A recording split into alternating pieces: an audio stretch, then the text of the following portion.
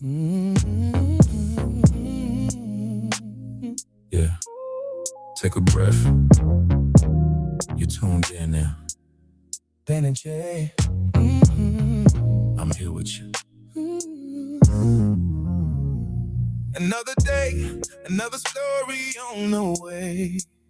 So much noise out there, hard to know what to believe. I ain't here to hype it up or tear it down. Just bring the truth to light, let it speak out loud. Yeah. From the streets to the world stage, from the past to the front page. If it mattered to your life, I'm gonna say it right. And Jay is here to bring you all the news, every story, every voice, from every point of view. And Jay is here, current events, real time. Sit back, lock in, tap your ears, yeah. You in good hands tonight. You good now? You good now. I know the world feel heavy when you turn it on. Every headline make you wonder where we coming from. But knowledge is power when it's done with care.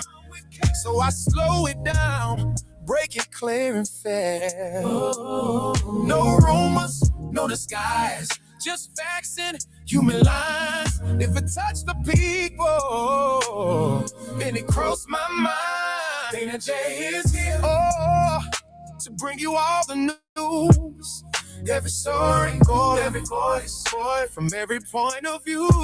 Dana J is here, current events, real time. Sit back, lock in, tap your ears, yeah. You in good hands tonight. Yeah, this ain't just talk, it's conversation. This ain't just news, it's information for the thinkers, for the seekers, for the ones who wanna know.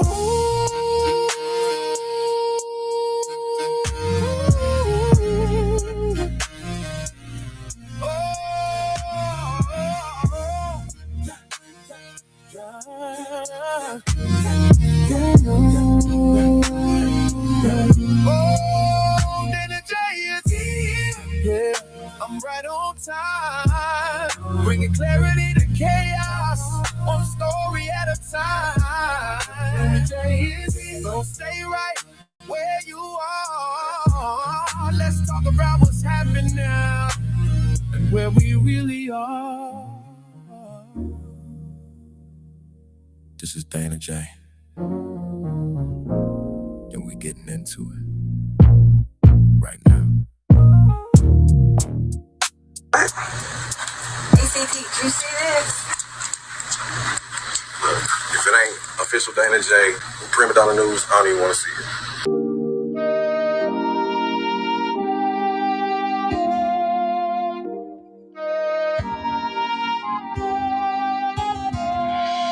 Though we don't know what tomorrow will bring us, let's live today. I'm saying just in case.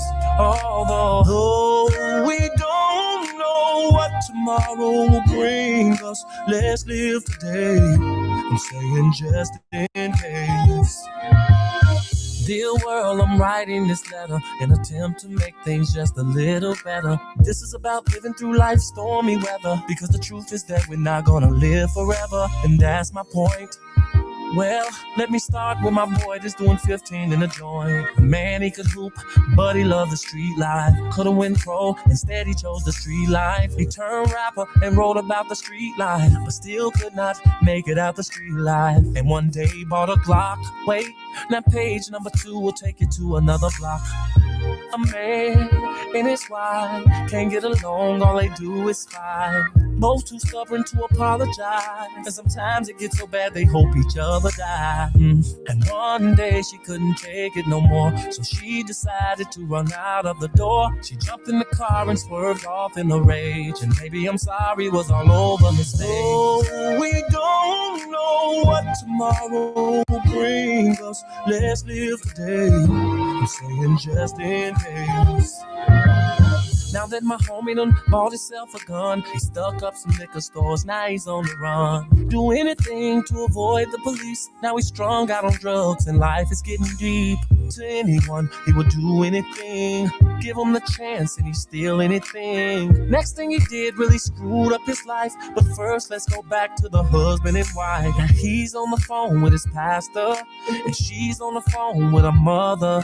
He tells his pastor, the woman is driving me crazy. Then swore up and down, she's not the same lady. She says, Mama, the man has been treating me so bad ever since we found out that I couldn't have babies. Then Mama says to her, girl, hold on. Pastor says to him, be strong. Oh, we don't know what tomorrow will bring. So let's live today. I'm saying just in case. Although we don't know what tomorrow will bring. Let's live today. I'm saying just in case. Now there's a warrant out for my boy's arrest, cause he done went and stabbed someone in the chest. Man, them drugs just got him breaking all of the rules now. His face is posted up and all over the news now. Meanwhile, on the other side of town, the husband and wife are starting to break down. She says to Mama, maybe I ought to call him. And Mama said, now that's the spirit. He says to Pastor, maybe I should call and say I love her. He say, I'm sure she loves to hear it. Then she gets a call on the other line. It's the doctor saying your test results came back fine. Congrats, girl, you're pregnant. Then she cries, finally a miracle sent from heaven. Now meanwhile, the other side of town, all hell done broke loose and it's going down. Cops chasing Reginald all over town. He's running every red light and driving real wild. Now meanwhile, and this ain't fiction, here is where I need y'all to pay close attention. She's so happy, she calls her husband up. He says, I'm sorry, baby, just as soon as he picks up. She says, I'm sorry too, and I got good news for you. Steve, I'm pregnant and on my way home to you. He jumps for joy, scream hallelujah, thank you, Jesus. While Reginald is still chased by police. She takes the highway, it'll get her there much faster. Reginald on the skyway, chase lasting forever. With the helicopters right over his head, with the searchlights on him. Oh man, now he starts panicking. Rachel's driving, so excited she's not realizing that just a block away, a man is on the run, while the husband's at home praying for a son. And the policeman is screaming for the call. Rachel calls her husband and says, I'm getting close. He says, honey, I'm fixing up something special in the kitchen. And at the same time, Reginald makes a stupid decision. He turns down a one-way street. Then Rachel notices this car coming and yells out, Steve. Out of control, a senseless mission. Next thing you know, a head-on collision. Oh, we don't know what tomorrow will bring us. Let's live today. I'm saying just in case.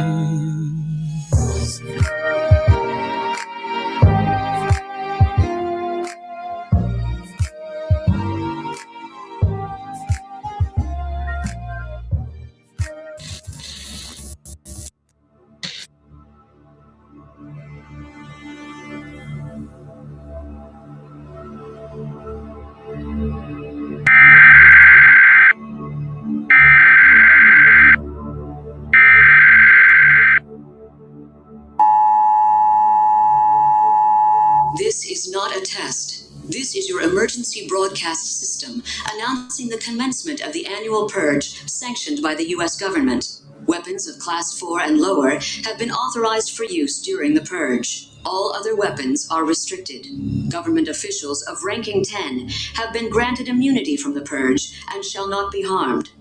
Commencing at the siren, any and all crime, including murder, will be legal for 12 continuous hours. Police, fire, and emergency medical services will be unavailable until tomorrow morning at 7 a.m. when the purge concludes. Blessed be our new founding fathers and America, a nation reborn. May God be with you all.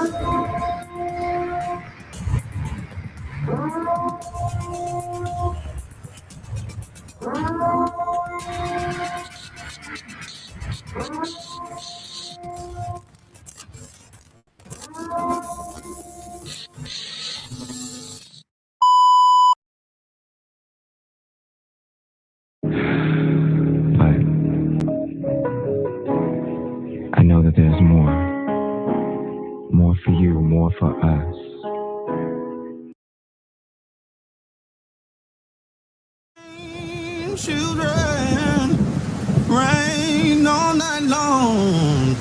Didn't it all, didn't it all, oh, my Lord, didn't it rain?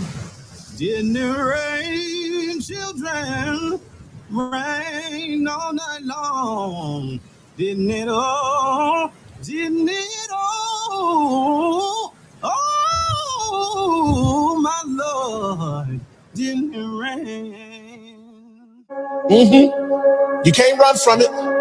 You can't deny it. You can't pass it off. It's your call. God knew what he was doing. He knew who he was calling. And he expertly and intricately detailed every aspect of your life, your being, your persona, your psyche, your physicality, everything about you, from the texture of your hair to the color of your eyes to the way that you laugh to the fingerprint on your thumb. And everything is connected to your calling. And until you walk into the fullness of the thing that you were created for, you will find yourself frustrated. You're called. Step up in the spot like I'm in the Mesquite fit. But it's 2020 something, so this here's some sheen shit. You know how I rock. Find a bitch to lean with. Cause I'm genuinely trying to get up in them jeans, Miss Lady. Huh, chunk that boy to dudes. Cause ain't nobody scared of your baby daddy but you. She want a street nigga, thug ass nigga. But ended up where my hug at, nigga. Bitches big hot shit hopping out a big body. A real father, and I got it off of TikTok. Bitches, me and Raja, we don't do no click hopping. With a click popping, nah, nigga, hip hopping. Baby, let's get to the business. I ain't gonna lie, I was finna wreck this hoe, but I forgot this beat was for the bitches. I don't wanna get fully ignorant. I'ma say that for a project or some shit. It's big hot shit in this bitch, nigga. Step up in the spot like I'm in the Mesquite fit.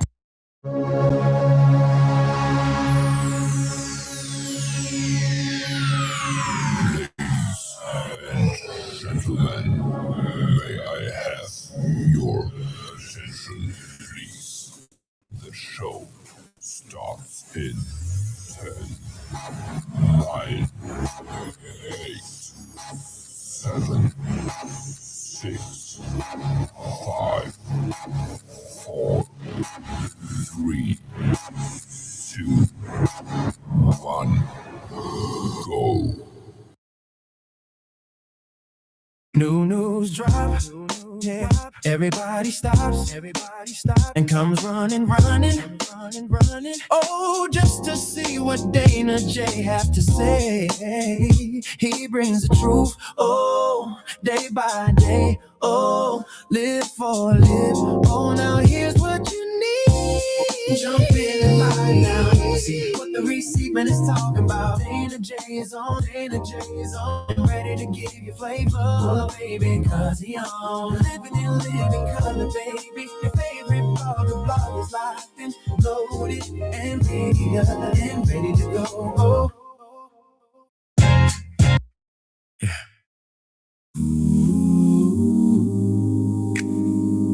Take a breath. You tuned in up.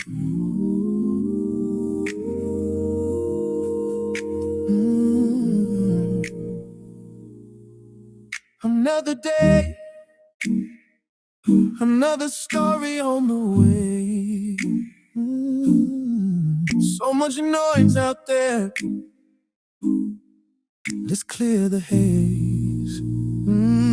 Yeah. Dana J's here to bring you all the news. Every story, every voice from every point of view. Current events, real time. You in good hands tonight. This is Dana J. Let's get into it now.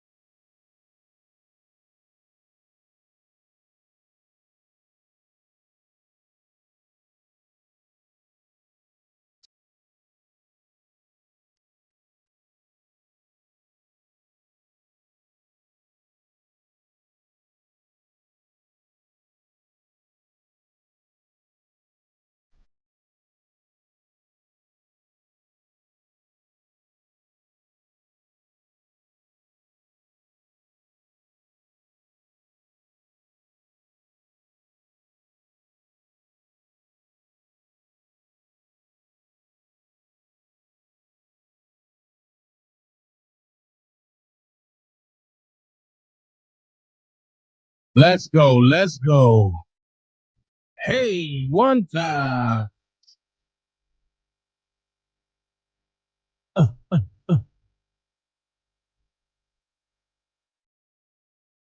Chris,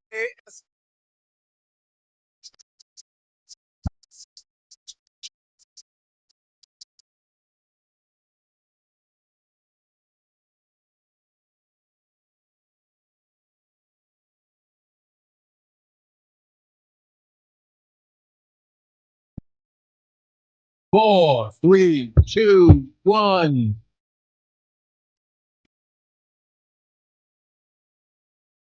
Shout out to everybody that's here, man. I gotta get to it. I can't play around. Shout out to everybody that's on every platform, which it be all the platforms streaming to. My son is in the joint. What up? What up? What up? What up, shorty? He talking about how are you? I swear, yo, these kids are phenomenal. Love you, big head. I got my son in the chat. He doing this thing. As long as he doing good grades, I don't care where he at. But I know he better not. If I go past 11 o'clock, he better not be on this joint. I know that much.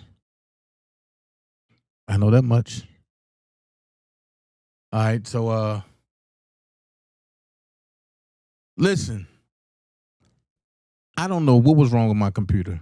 My other monitor, it just started going crazy because it started doing updates. And I'm like, yo, right in the middle of it, right in the beginning of a show, you want to do an update. So for most people that's sitting up there wondering, like, yo, I wonder what his thumbnail look like. The thumbnail is hot. I'm about to see if it's up there now. Hold on, give me a second. And for y'all that's on TikTok, y'all got the thumbnail already. But I want to see if it's on there now. Hold on, let me see something. Let me see something real quick before I jump in this commentary and go 8 nuts. Let me see. Oh, wait a minute. Alive. Okay, yeah, the thumbnail is up there now. That thumbnail fire, dog. That thumbnail fire. Oh man, that thumbnail fire. So I'm gonna say this real quick because I don't got time to play. I'm late. If you want to donate to the channel, whether you're on YouTube, whether you're on Rumble, there's a little box in the bag at the bottom with a $sign in it. It's called a super chat and a Rumble bag. I need you to go ahead and donate to the channel. If you want to hit my Cash App, go ahead and hit my Cash App, $ official Dana Joe everywhere. If you want to hit the PayPal, you go ahead, my first and last name, Dantes Jackson. If you want to hit the Zelle, you go ahead, DantesJackson@yahoo.com. If you hit the Venmo, no, that's for seasoning only. If you want the Dana J experience and you want the seasoning, trust me, grab that. All right. So look, I ain't going to play around with it no more. I'm going to sit back. I'm going to do what I do. And I want y'all to enjoy yourselves. All right. But I want to say, please go like, share, subscribe to the channel. Like, share, subscribe to the channel. On the road to 10,000. I could have been to 10,000. I could have been to 20,000. I just been playing around. But on the road to 10,000, please do that join. Like, share, subscribe, and join. Because I'm going to do some stuff on members, and people are going to be like, oh, I can't get on members. No, you can't get on members until you join. Come and be a member. But if you just sitting back, parlaying, sitting on a lawn with your lawn chair up because you love the commentary, then please like, share, subscribe. Violate me and like, share, and subscribe. That's all I ask. If you feel like you want to donate, then donate. But that's not mandatory. What's mandatory is that you hit your like, share, and subscribe button. Hit your like, share, and subscribe button. That's the only thing that matters, okay? So we back on our series, The Lies of the Misfits Part 2. And we talking about the R. Kelly series now. The Lies of the Misfits Part 2. And it's funny because I see and I heard two old cackling hens arguing with each other, right? But then when I come out and I start giving a breakdown, they stop arguing and try to focus on me. But the whole time they was arguing, they was trying to bring their self, but they was trying to bring me into their shit. Listen, I have nothing to do with women's shit. I don't get into y'all stuff. I leave the cackling hens in the barn with the cackling hens. Y'all stay there. One look, one. I mean, like I can go in, but I'm not gonna do that. And then one went as far. Thank you, Galatians. What up? Been a member for 3 months. I'm talking about. One was even out there talking about, oh, he think he's right about everything. He a liar. But haven't nobody proven me to be a liar yet. What have I lied about? Then she say, another person, which is somebody that she used to be cool with, just like me, and she tried to throw Larry under the bus. Oh, that's just like arguing about the Dolphin Hotel. Listen, man. If you have a point, your point is worth being talked about. However, when you stop respecting other people's points, catfish, then we can go back to the point that you was never a lawyer, and we can stop entertaining anything that you ever said. See how this go?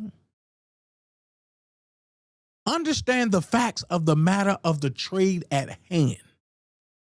I don't have to put my teeth in the talk. They already in. I got about 3 of them that came out, though, over the years. Stop it. And I'm not going back and forth with you because I don't want to go back and forth with you. Because nothing you say makes sense. And no matter how you try to spin it, and no matter how y'all try to spin it, and no matter who you go to hang out with and hook up with, it always comes out that you are a liar. AKA a liar. Okay? So with that being said, I have nothing to prove. But while you watching, you don't got to say nothing. You don't got to hit the like button. You don't got to subscribe. But you're going to get this work. Okay? So with that being said, we talking about the liars of R. Kelly.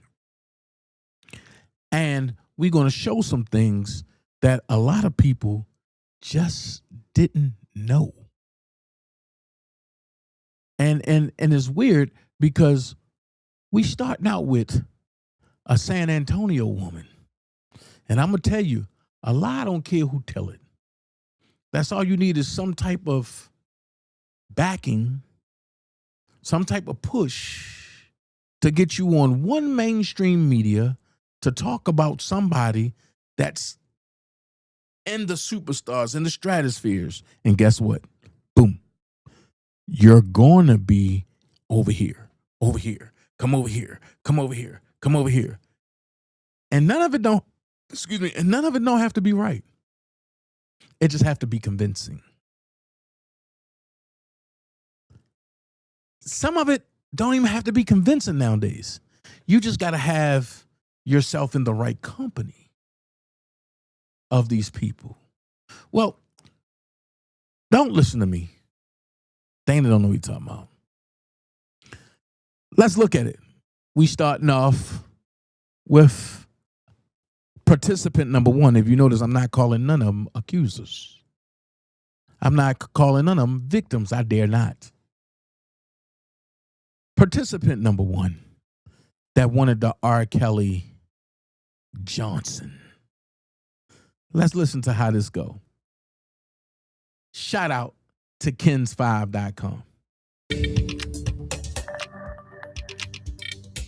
A San Antonio woman is suing singer-songwriter R. Kelly for sexual battery and failing to disclose a sexually transmitted disease. She claims they met in 2017 after a concert here. R. Kelly is one of the most successful R&B singers of all time. Jerika Duncan spoke to the 20-year-old who's suing the singer. He was like, here's my number, take it, text me a picture of you so I know it's you with your name. 20-year-old Faith Rogers says in March of last year, she met R. Kelly in San Antonio at a party after his concert. He was older than me, and that was a red flag, you know. Did you look at him as a 50-year-old man at the time? Not at all. Even being around him, he doesn't act his age. And you feel like I'm chilling with somebody I went to high school with. I believe I can fly.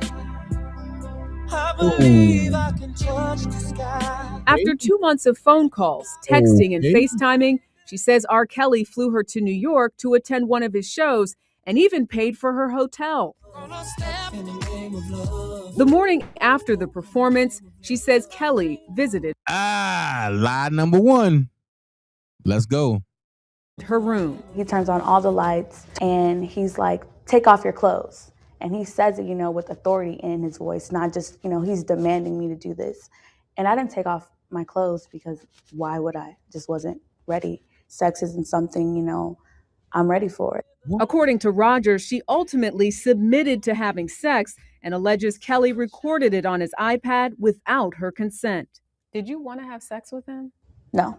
He has this type of intimidation right off the bat, So I was just waiting for it to be over. What happens after that? What sort of conversation did you guys have? He comes over and he starts rubbing the side of my face. And he asked me how old I was. And I told him. And he's like, if you're really, 16, that you can tell daddy, right? And he was like, you just look about 14, 15, or 16. Rogers, who was 19 at the time, is suing R. Kelly for sexual battery and willfully, deliberately, and maliciously infecting her with herpes. And she claims Kelly mentally, sexually, and verbally abused her. She is suing R. Kelly for sexual battery and willfully, deliberately, and maliciously infecting her with herpes. And she claims Kelly mentally, sexually, and verbally abused her. She believes the now 51-year-old Kelly pursues teenage or underage girls and lures them into engaging in sex acts. In April, she filed a criminal complaint with the Dallas Police Department and says under their advisement, she recorded a phone call with Kelly, hoping he would admit to knowingly giving her an STD. But what about my situation? I don't know about no situation. I don't never talk about nothing to nobody on phone. I don't do that. I don't care what the situation is. For decades, there have been questions concerning R. Kelly and his relationship with underage girls. In 2008, he was acquitted on child pornography charges. Prosecutors alleged he made a sex tape with a girl around 14 years old. I've never heard of a show being canceled because of rumors. Hope you guys, don't put that on me. Despite nationwide protests at shows, the three-time Grammy winner is still performing. As for Rogers, she hopes by coming forward, she can help put an end to Kelly's long history of alleged abuse. Now, that seemed interesting. That seemed convincing. That sounds like a story. That sounds like, oh, that's what they said about R. Kelly for years, right? But then you have a little, well, I ain't gonna say little, you got a guy that's about 6'2.5", got a lazy eye from Baltimore, loudmouth, can sing, can play, can talk. I don't say it's rapping, I just say it's talking. He can produce a little, he can play basketball a little, he can play football a little. Just so happens to call himself the receipt man. Well, I lied about that. People called me the receipt man because I have the receipts on everything. But that sounds so convincing about Faith. Faith, oh, he gave me an STD. He did this. He did that. Faith. Noun is the faith. That's the substance that your family has been lying to. I was at court. The reason why they really gave Faith, the reason why they really ruled in Faith's favor, because Faith said that Robert pulled the gun out on her. Where's the gun in that interview? Where was the gun talked about in that interview? But you know what? They said that Faith said that R. Kelly willfully, deliberately, and maliciously infected her, right? What if I tell you that I have some truth that exonerates R. Kelly. Here's my problem. Judges that know the truth, that won't let things in their courtroom to help the defendant, should be prosecuted. That news station in Dallas should be prosecuted. Because now we're going to go into truth zone. Faith went on there and lied. There's no better truth than Faith herself, Faith mama, and the nigga, the parent that set it all up. Dana, you wouldn't do that, would you? Hold on. Let me take you back into time.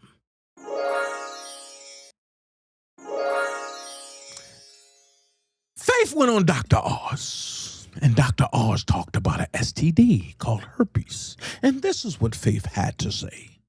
I have not seen your medical records, but I am curious what your doctors are advising for you. So they have some medication out there.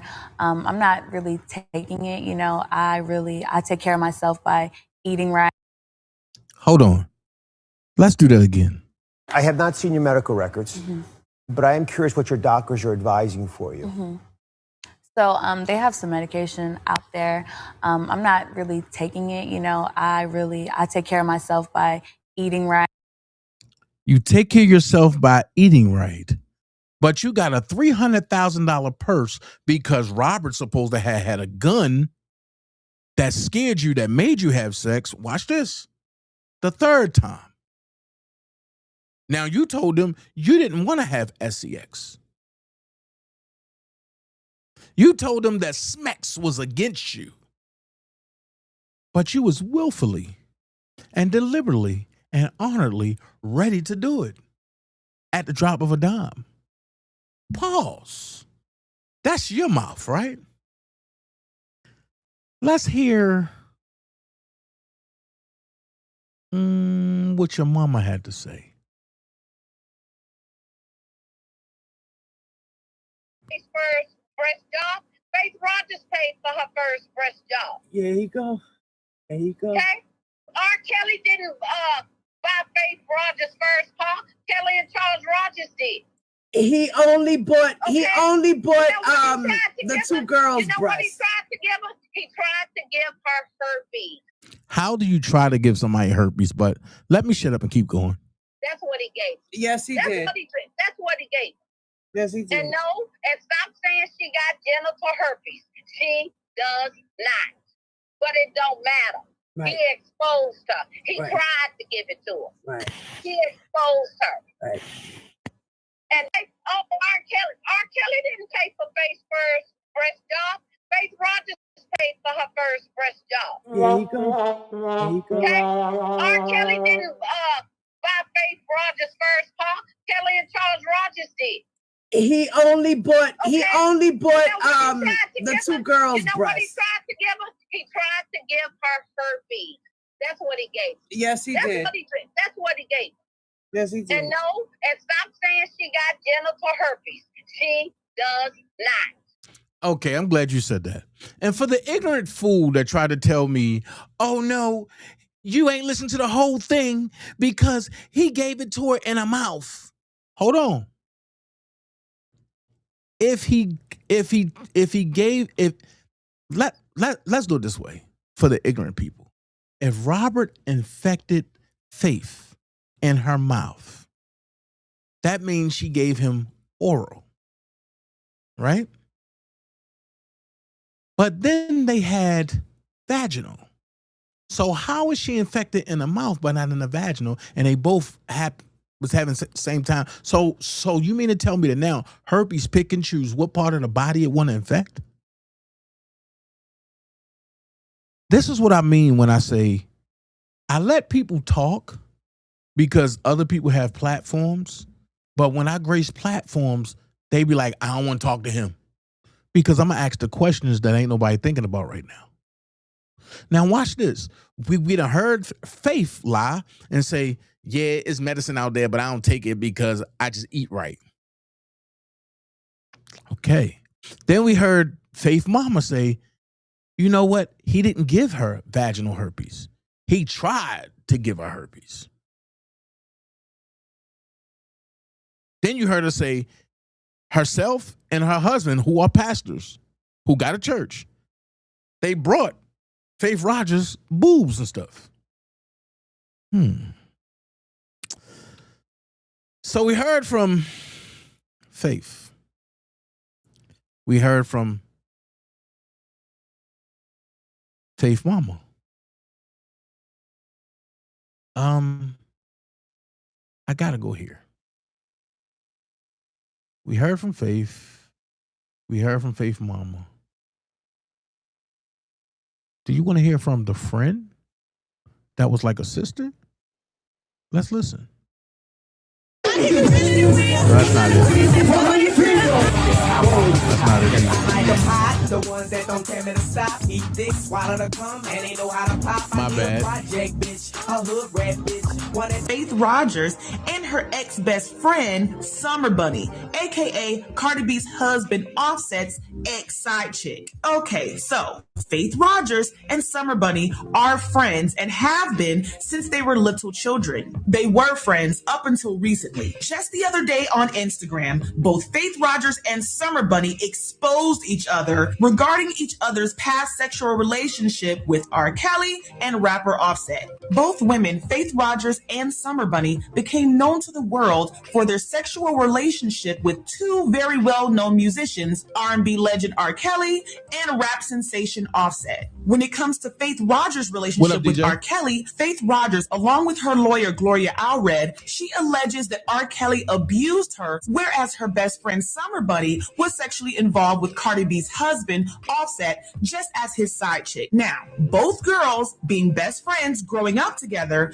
being sexually involved with two very well-known celebrities, feeling like it looks like two friends got together and possibly plotted against these two celebrities.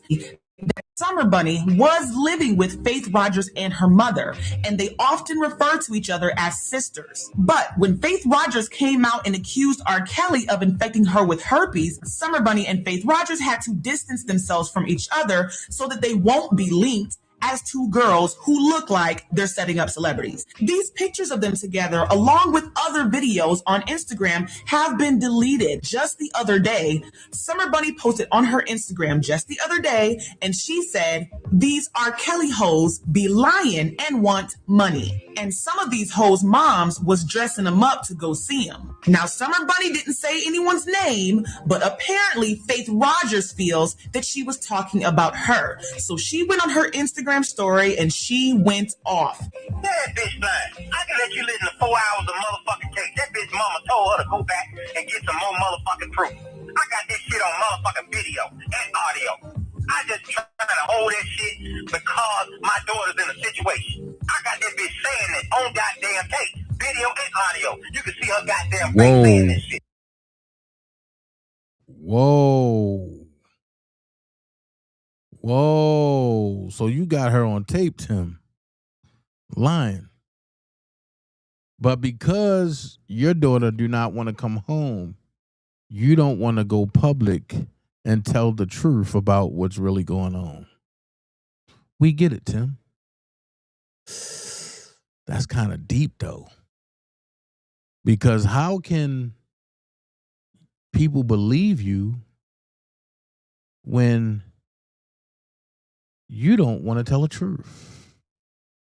So like I said, at the end of the day, man, like that's one liar down. Now we heard from Tim, we heard from the sister, that's what a friend, we heard from the mother, and we heard from her herself. She's a liar. Now, I think Faith should be made to give R. Kelly back the $377,000. And I think Faith need to go to jail.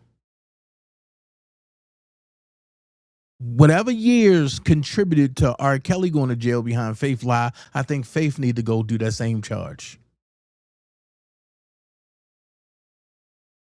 Now, People can sit back and say, oh, Dana, I don't think so. That's not right. Well, I do. I do. I think all the accusers, all the willing participants, they was in it as long as they was in the spotlight. But when Robert didn't want to settle, now he becomes a pedophile. Now watch this. She said she didn't want to have sex with Robert Sylvester Kelly. She said that he flew her to New York. Now, just because of the lies that people want to run with, I am going to read, not right now, not today, but I am going to read the transcript from court. Now, the transcript from court says something totally different from what this interview said. And I got this interview on speed dial. So as I'm reading, I'm going to play the interview so you can see the lies.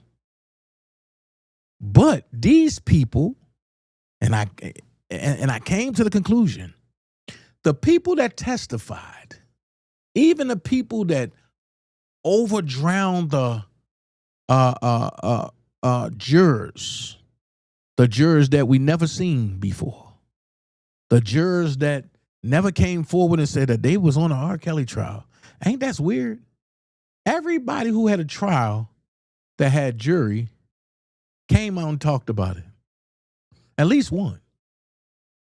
But in the R. Kelly case, none of the jurors in Chicago or New York have spoken. Which makes me believe that the Biden administration tainted the jury pool with nothing but federales. Yeah, I said it. I believe the Biden administration and that DOJ, that then tainted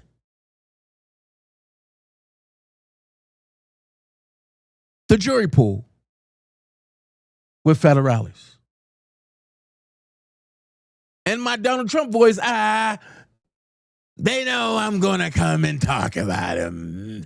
They know that we're going to blow them up. Yeah, I said it. So then we leave Faith Liontail and her mama and everybody else. And we go to a friend of mine's show by the name of Ryan Cameron. And the person that's on his show,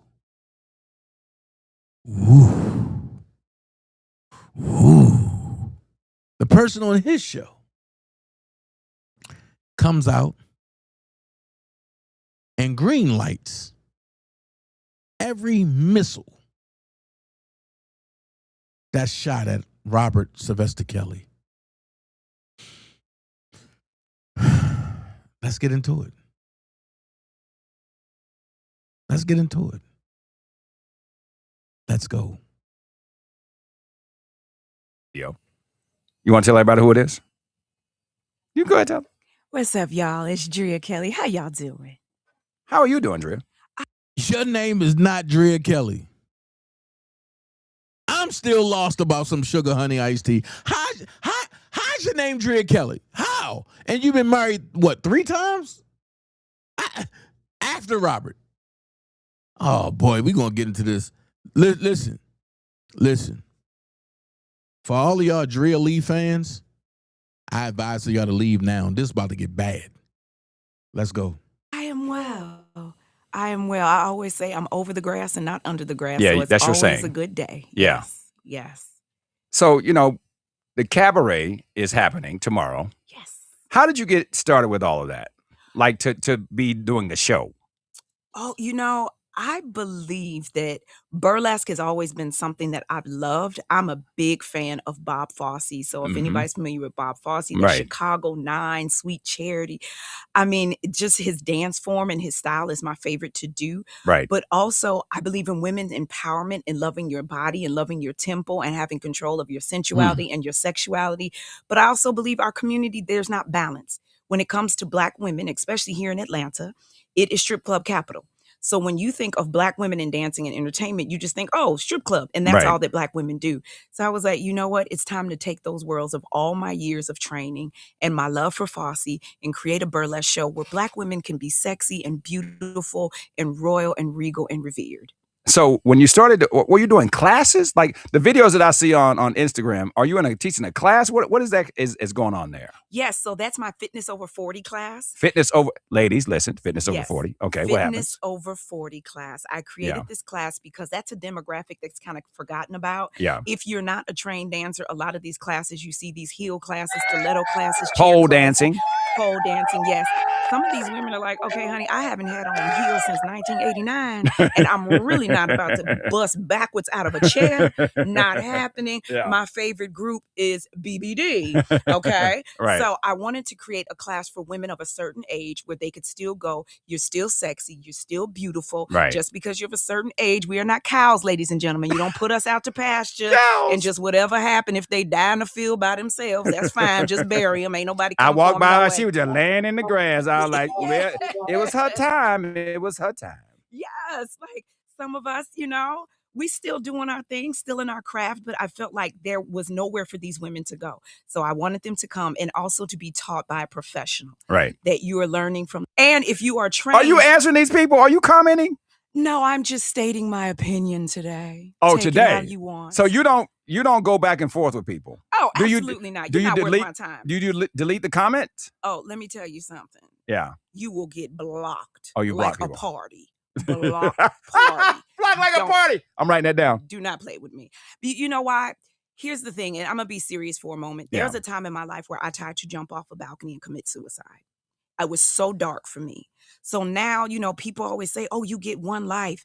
No, you know what? You live every day, you die once. And thank God that wasn't the end for me. So now when I live my life, I live it to the fullest. So I don't have time for foolishness. I don't have time to be going back. Hold the hell up. You tried to jump off a balcony? One thing for sure, two things for certain. You tried to end your life, you tried to jump off a balcony. But you didn't mention that Robert made you do that, right? I noticed you ain't mentioning Robert on none of this.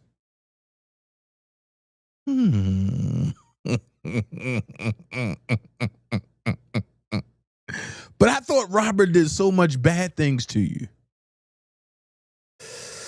Let's go a little further. Let's see what we get. Back and forth with anybody. And really, when people give me hateful comments, that's more a reflection of you than it is of me. That tells me what's dark about you, because I can't even fathom saying something dark and dirty and mean to somebody like that, let alone typing it and sending it to somebody. And then some people need to take their meds. I don't understand following somebody you don't like just to tell them you don't like them. You're actually helping them. You're helping the algorithm because you're watching their whatever the content that they're putting out. So it's like you're actually working in reverse. But hey, keep watching, keep tagging. Now, you keep know you commenting. dropping bombs, right? I mean, with Drea Kelly, you know you came in and you sprinkled a little Lowry season salt, and everybody in that radio is like, what did she just say? When you talk about jumping off a balcony, Oh, yeah. what was that dark time? It was a time for me where I just couldn't take any more of the abuse. And that was a really dark time because at that time I had 3 small children. One of them was still an arm baby.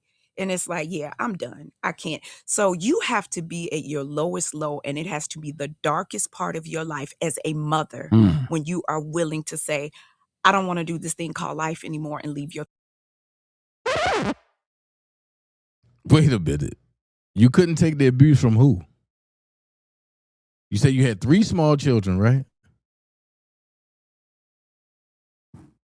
Was this during the time when you was what's the word I'm looking for? You was when you were threatened because you thought that other women was trying to take your place? But you never mentioned this story nowhere else except for on Magic. Okay, let's finish.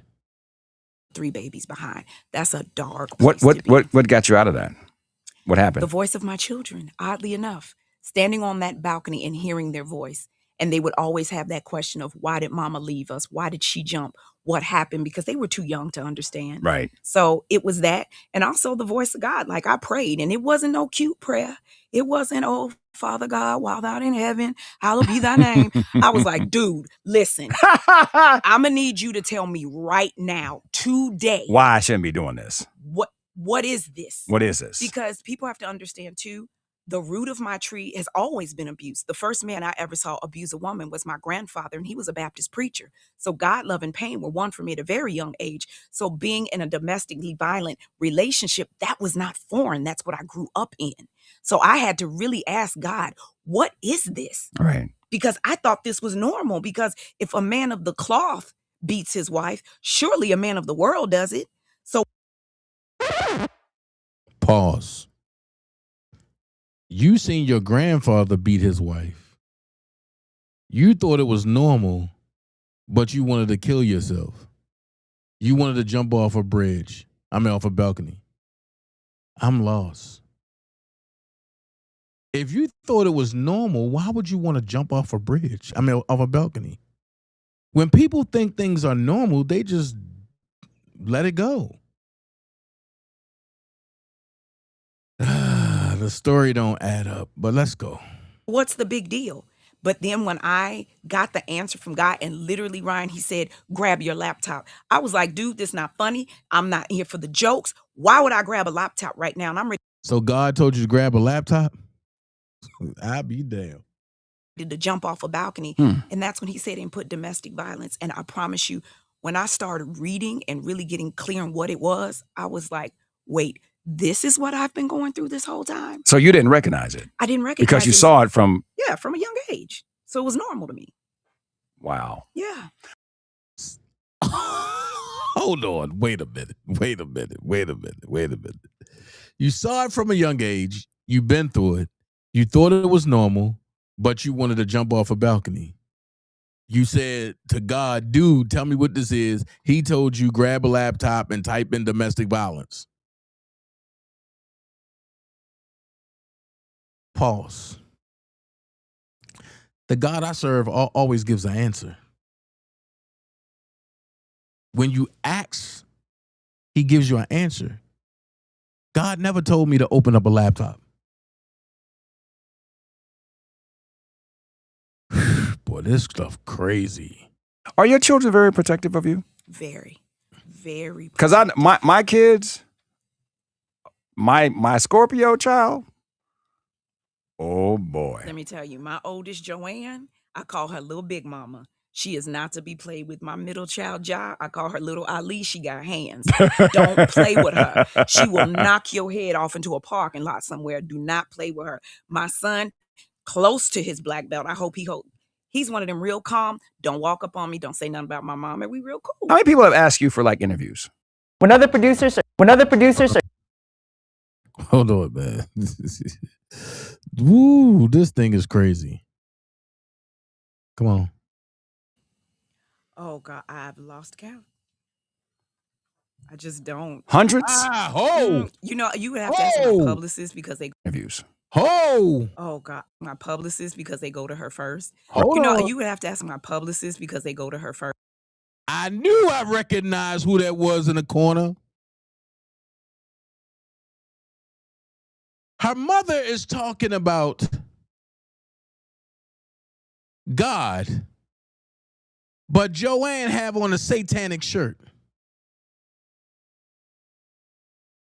She have a Ouija board shirt with the unforeseeable eye. I want you to pay attention to that. Right. Right. But every day she sends me some kind of text. So-and-so wants to talk to you. So-and-so. and she's filming. So was this the footage that didn't make it into Surviving R. Kelly that she got mad about? Oh, boy. A certain person asked to talk to me, and I was like, no, I'm sorry. Even if Jesus came back and said I have to do that interview, that person, I would never do an interview. Was somebody we know? I don't know. Vlad. Oh, Vlad TV? Yes. Oh, yeah, no. Never. I would. What was that going to be like? First of all, you've drugged me 1,000,001 times before, and you have the audacity to say, can you make it right? How can you make it? No. Good day. Goodbye. Card decline. Get out. No. No. No. We were talking off air about the whole climate, and you said something that I want people to understand, and I think it's very important that as a mother, you said that after things trend and make page 6 and make the news, there are human lives involved. Yeah. Can you talk about that? Yeah, and there's still devastation left behind. So when you're on to the next thing that's trending, people are still dealing with trauma, things that you thought that you have dealt with, nightmares, insomnia, just feeling like, how do I go on? Feeling like I've done so much work to get to this place. Right. And something that took me years, months, days was undone by somebody just sending a tweet, somebody putting up a caption, somebody wanting it to be trending. It's like, it's not something that should be a hot topic when there's people out there dying every minute of every day from the same thing. Pause. Pause. Pause. You are indirectly saying you don't want people to talk about you. But you went on national television to talk about R. Kelly, the man whose last name you will not drop. You made it cool for everybody to sink that man Titanic because you thought you was getting the bag. But what kills me, as we get out of that, what kills me is right after you did that interview, right after you indirectly talked about the man that made you, you turn around and you do the unthinkable, which is this right here. Questions, you have passed my test. Happy people, yeah, yeah, yeah. Turn it, yes, them who people, happy people. Come on, baby daddy, other baby daddy. Dancing, happy people, yeah. Step in. Questions, you have passed my test. Happy people, yeah, yeah, yeah. Turn it, yes, them who people, happy people. Come on, baby daddy, other baby daddy. Dancing, happy people, yeah. Step in. Questions. So right after you did that, you looked at the comments and people was questioning your loyalty. And then you go and do something like this. Tanya TKO here. And I'm a self-love specialist and relationship expert from TanyaTKO.com. Today is a rainy, cold Saturday afternoon. I was chilling in my bed, having a nice evening, when a friend sent me this video. And at first I was a little disgusted because I'm like, here we are in 2019 and women are still listening to and promoting R. Kelly. But then I looked at the face a little bit more, and it was actually Drea Kelly, R. Kelly's ex-wife. And in this video, she's dancing to his music, and I was watching it. I fast forwarded up to the part where she starts talking, And this is a much different woman than the woman that we saw on that tape that day. So I'm going to play the video with you all right now, and I'm going to be watching it with you all. The technology hasn't caught up for us to be able to I don't know how to from my phone stream live. So I'm going to watch this one time with you all for the first time, and then I'm going to upload it to my social media. And so there's going to be a little bit of an echo when I talk with the volume up, but we'll try to make the best of it. I just wanted you all to be able to see this because and it's a long video, so if you need to go ahead and skip forward through it. I'm going to be watching it with you. I don't know if I'm going to cut it off at some point. It depends on what it is that she's saying. But as we're reporting on this story, I think it's important for us to know what's truly going on behind the scenes over here, because this is a much different looking woman than the woman that we saw doubled over in tears talking about how R. Kelly abused her. So come take a look at this. Take a look. Come on, let's go. All right, you got to stop. All right, you got to stop. Hold on. What up, Jackie Brown?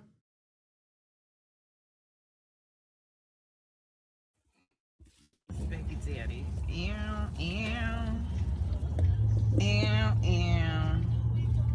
Come through, Facebook Live.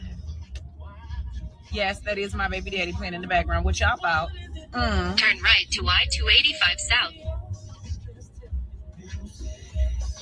Questions, you have passed my test. Happy people, yeah.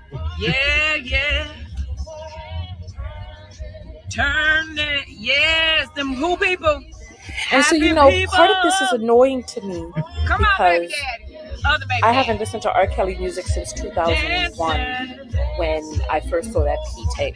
So I'm upset that I'm being forced to now listen to R. Kelly. But she's calling R. Kelly her baby daddy, and she's also calling the guy who's driving her baby daddy. So just listen. Not y'all evil ass, irritated people. Now what do you do? What do you do? When a feeling has come over you, you let it go. Wow. Let it take control. Yeah, she got a band-aid because I broke my nail. When a gentleman asks you to dance, what she say yes. Come on, baby daddy, you better sing. We ain't together, but that motherfucker vocal is right. What do we do?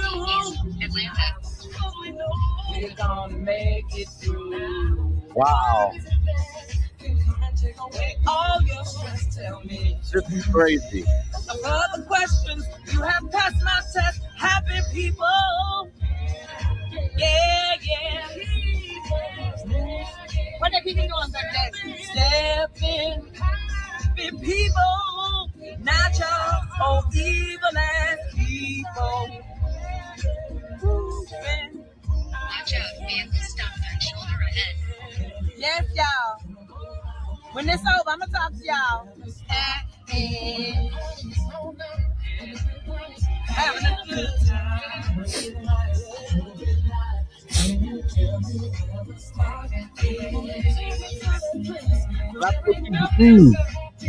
What up, J-Rock? Happy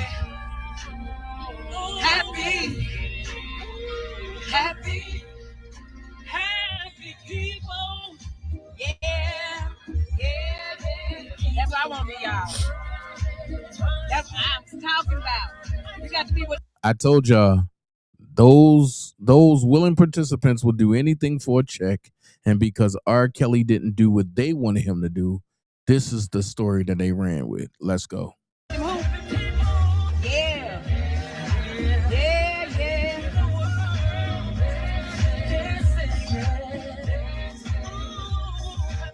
And also, I'm gonna say this, and this video is the reason Tanya TKO was canceled. Come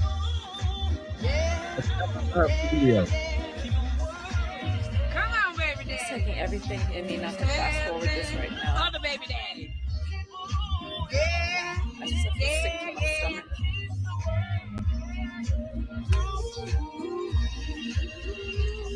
Here we go. Him said, All right. Now if you want to I do. When I do what I do.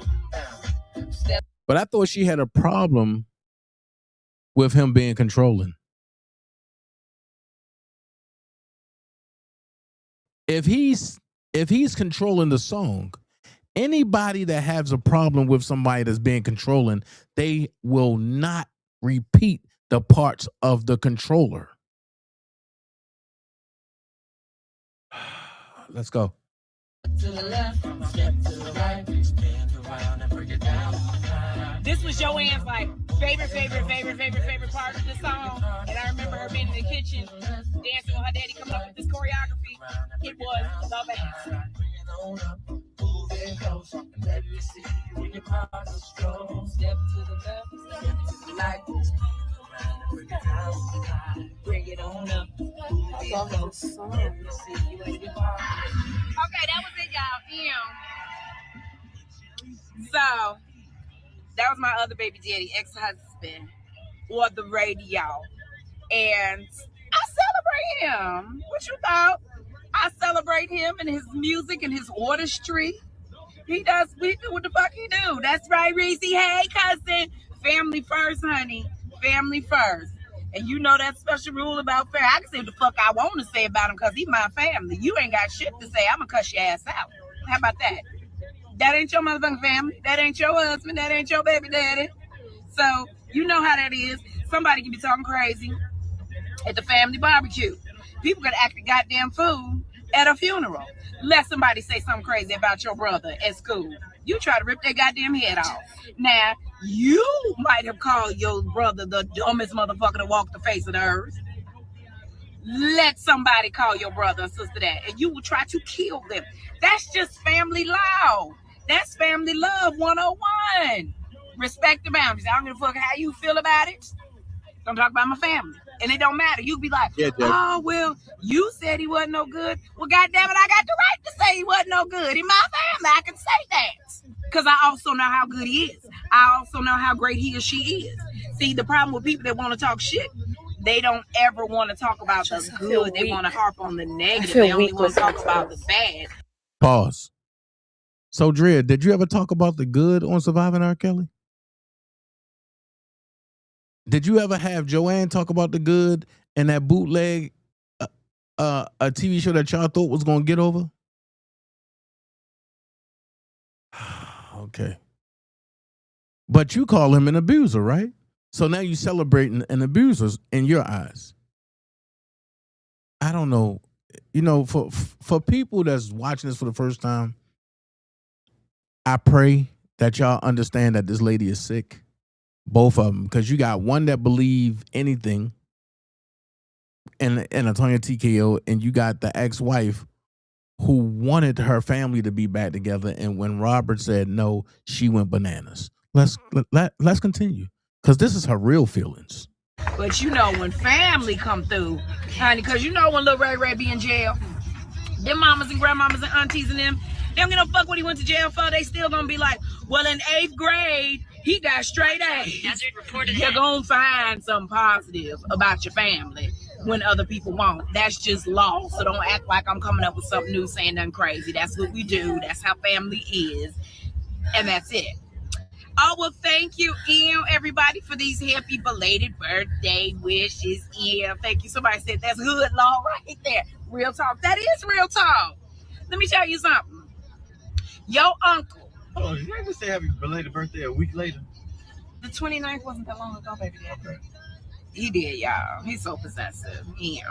But that's hood, family hood law. Yes. Let me break it down for y'all. Peep game. Open your ear hole. About him being possessive. Because you can have that crackhead uncle that done stole VCRs, DVDs, Cabbage Patch Kids, EBT cards, and the whole family don't hit goddamn crackhead. Wow. But let somebody come over your house and like, that's why your stupid ass crackhead uncle, baby, let the motherfucking games begin. Hood Olympics. And the first game is knock a head off. Yes. We don't play those games.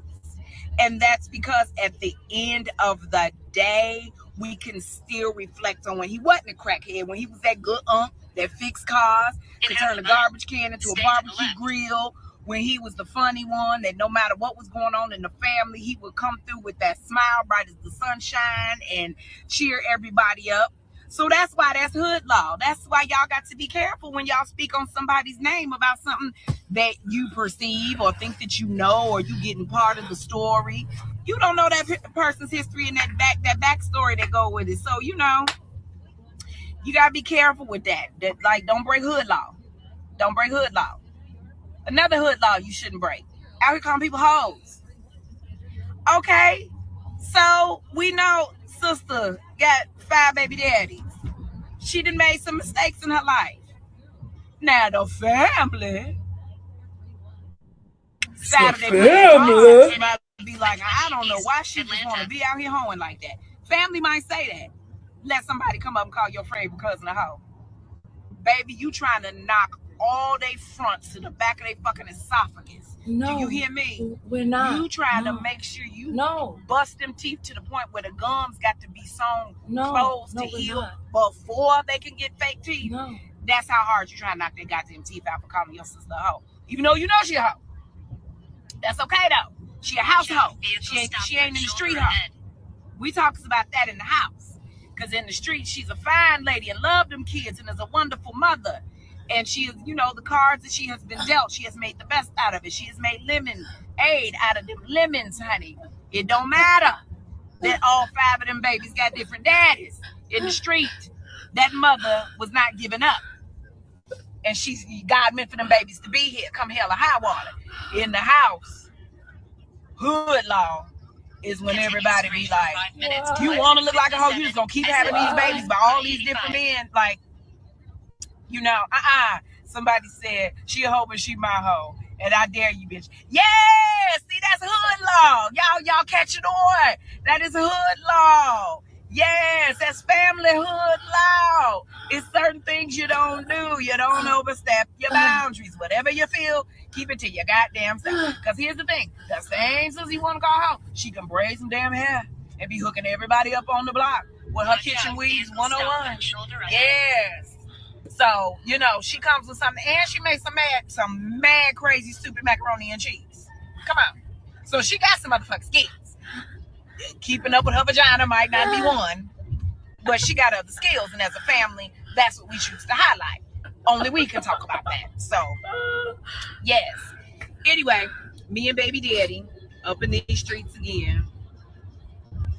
And I done broke my damn nail, slammed my hand in the door, y'all, trying to get out the door and broke my damn nail. But you know what? She got that Hello Kitty Band-Aid on it, so we're going to be cute and come on through to this event anyway. I just wanted to have a little time with y'all before we get up in this little event and see what y'all been up to. What is everybody doing? Hey, Michelle said, hey, John, baby daddy. What's up, y'all? He said, what's up, y'all? You just give that fucking very white I'm gonna hit it from the back, boys. For real. Baby dad did go there on y'all real quick. But anyway, so I need to run some things by my dreamers, right?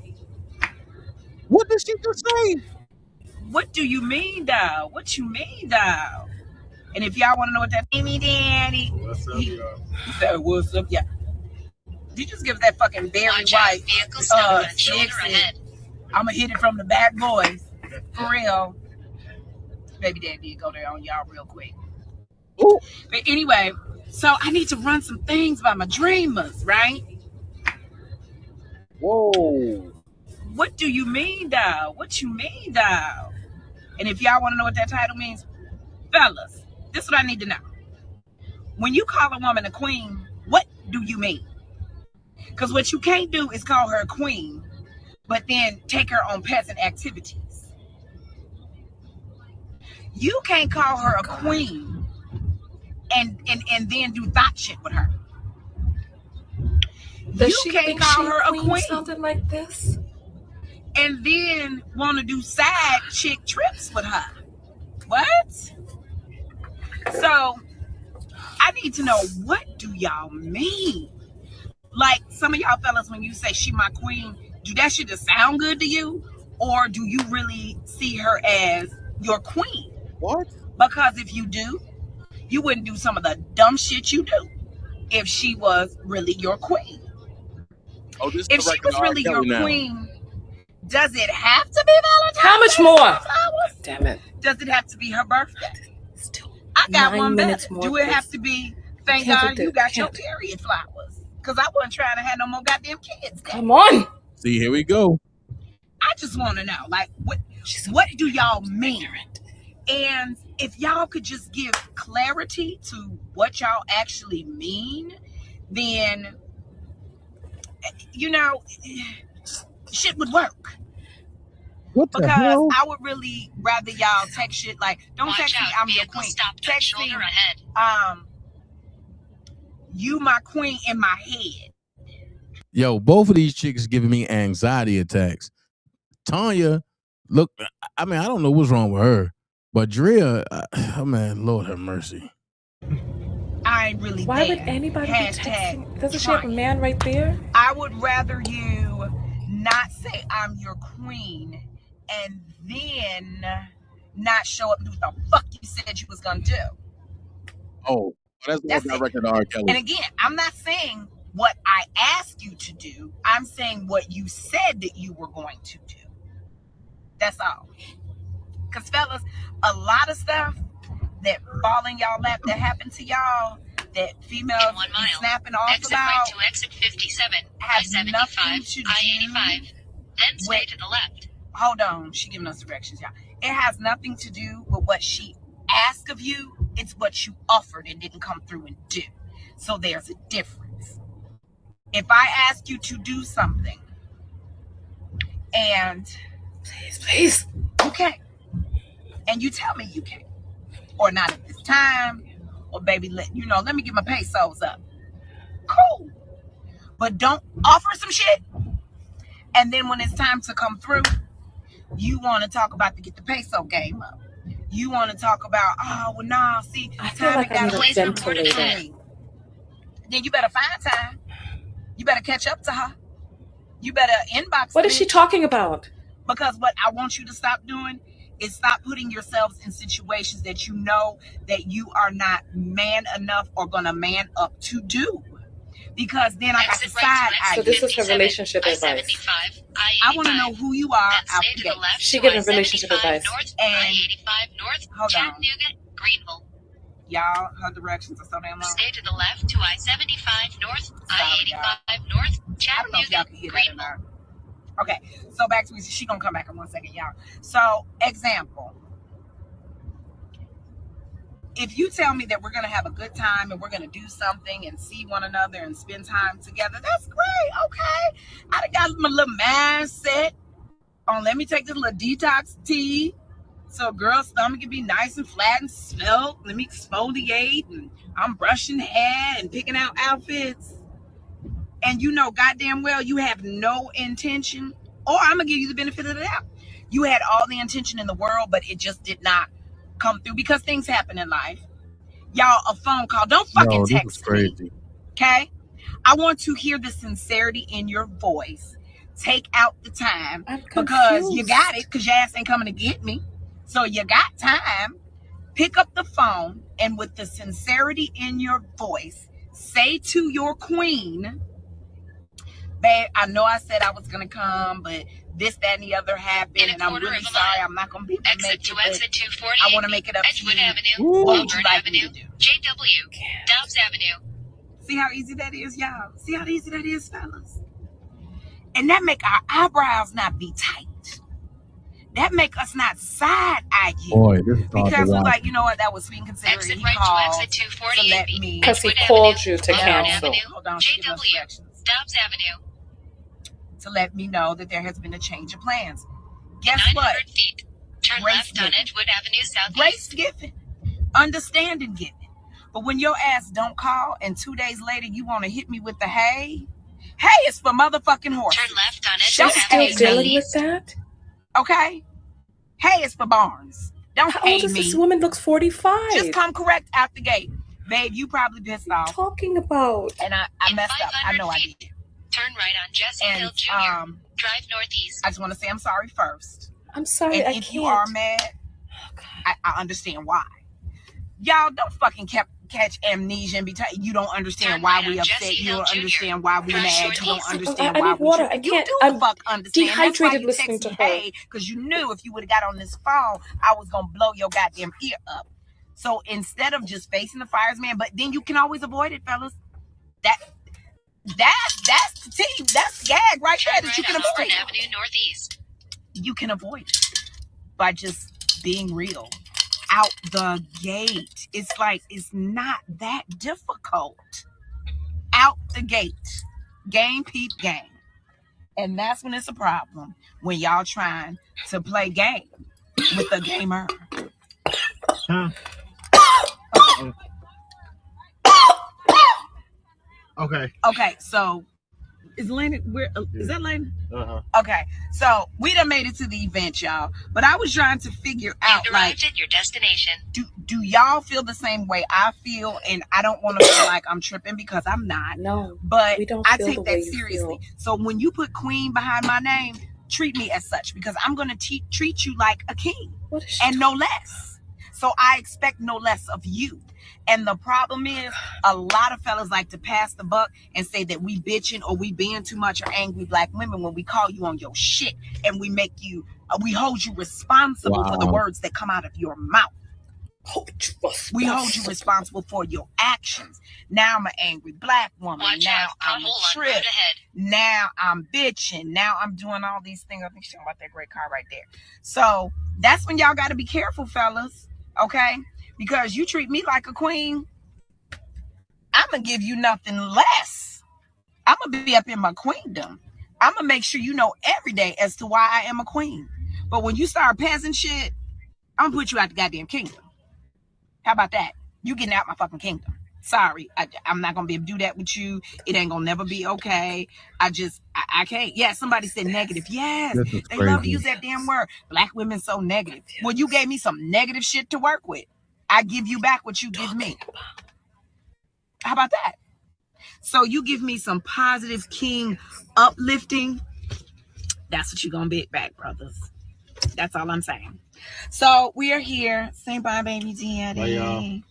Baby, they're so dry today. I'm just saying. You like frosted cornflakes with no sugar, no strawberries, no milk, just out the box dry.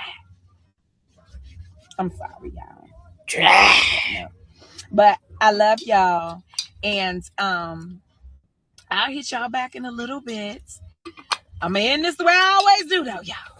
You know you can't spell dream without D-R-E-A. And everybody knows that spells Drea. Be kind to one another. Love one another.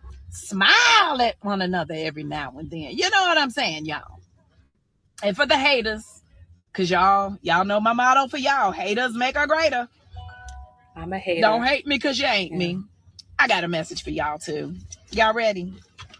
What is it, baby daddy? I got businesses to run and baby hair to lay. You gonna have to come for me. No. Another day. Because I ain't doing it with you today. What the fuck? How you forget the slogan, baby daddy? It's very simple. It's true. I got businesses to run and baby hair to lay. And for y'all real ignorant haters, y'all stupid motherfuckers got to come for me another day. Oh. All right, y'all. Love you, Reese. Love you, cousin. Love you, Michelle, and anybody else on here. I'm on Ichiwa when I'm doing Girl Going to Sheree's book signing. Got to get out the car and go to this old little book signing and get a little piece right fast, and then get something to eat.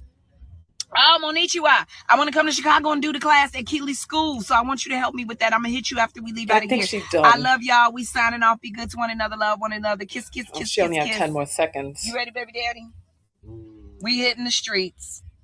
And I'll talk to you all later. It's so easy. Wow. So after hearing that, I couldn't help but to say she went and got a R. Kelly wannabe. Now, for y'all to be like, what is Dana getting to? I'm building a story. And she went and got a R. Kelly wannabe. And the R. Kelly wannabe sound like this. Drea, Brian has a very special gift he'd like to give. This is so different than my first marriage. Well, first of all, bitches didn't have a wedding. That's number one. Number two, it's like, wow, my friend loves me unconditionally. It's just amazing. I did not think I would have this feeling because it's been so foreign. I don't know what it's supposed to feel like. But now I know this is what love is supposed to feel like. So this is what R. Kelly was mad about when she went on the Hollywood Exes and she was talking about she never had a wedding and all this. Check this out.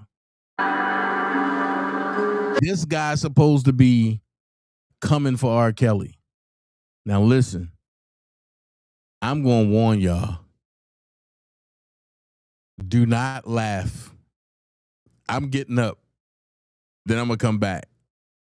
Y'all put what y'all think in a chat. Check it out. I could weigh all my dreams in gold. I swear I'll give you back after forever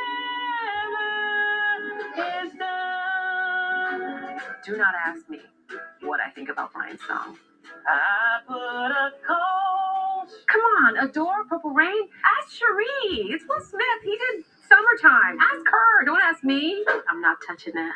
Eddie Murphy did Party all the time. Ask Nicole. I have no comment.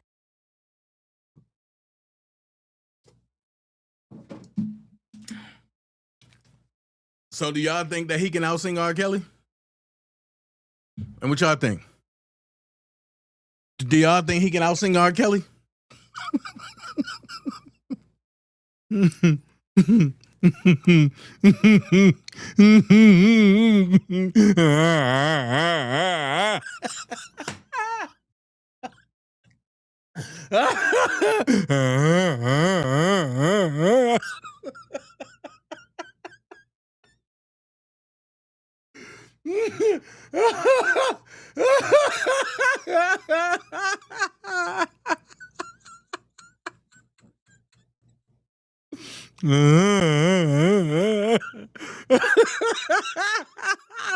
Oh Lord.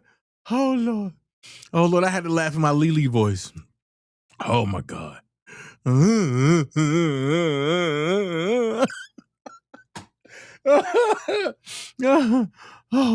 Oh, wait a minute.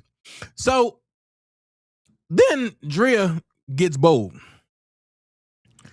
And she goes here and says this. I was like, okay, I don't know. You R. Kelly now.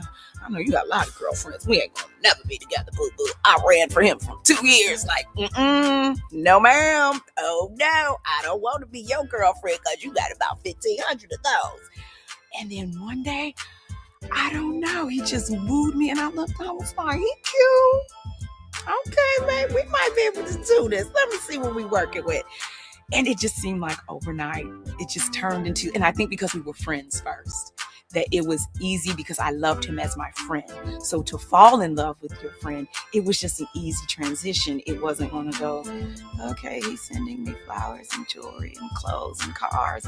It was like, dude, let's go to McDonald's. Let's get this little 9-piece jumping off in a Coke and talk about playing basketball. So we just had that bond. That was really, really cool. And there you go. Next thing I know, we getting married. We have our first daughter, Joanne. We go on tour. I'm knocked up again. We have Drea. We go on tour. I'm knocked up again. We have little Robert. So our life, it just went from homeboy, homegirl, dancer, choreographer, fiance, wife. Now we've got kids and nannies. We got a bus with toys and cribs and extra security. And I'm just wigging out because I'm like, how did it go from a girl on the South Side getting food from a soup kitchen to R. Kelly's wife? Those 3 children that we have were out of love. So it's like we had good times, and that was my friend. And at the end of the day, I lost my friend. And it's hard to deal with. And I hope one day we'll get back there. So my question would be, is Drea Lee upset because Rob was with Azriel and Joy And when she tried to come back, he said no? Or is she really bitter and really a victim? That would be my question. Because even with the craziness, right? Even with the craziness, you would have to understand this. One thing Robert would never do is put his business out in front of everybody. He's very private. And with him being very private, it's mind-boggling how people will sit up here and make up stories and sit with the feds and say he did this, and this, and then fabricate and elaborate this, and this. But then they get in front of the cameras and say, well, he did this, and this don't match up to that, and that don't match up to this. So you lied to get this man locked up instead of just leaving this man alone. No, leaving him alone wasn't good enough. Letting this man age gracefully wasn't good enough. Y'all all, and I'm talking to all of you, y'all all had the syndrome of if I can't have him, nobody can have him. And if nobody's going to have him, we're going to make sure we dissolve him. And that's not right. And then y'all have the nerve to talk, oh God, oh, he coming in a Hyundai.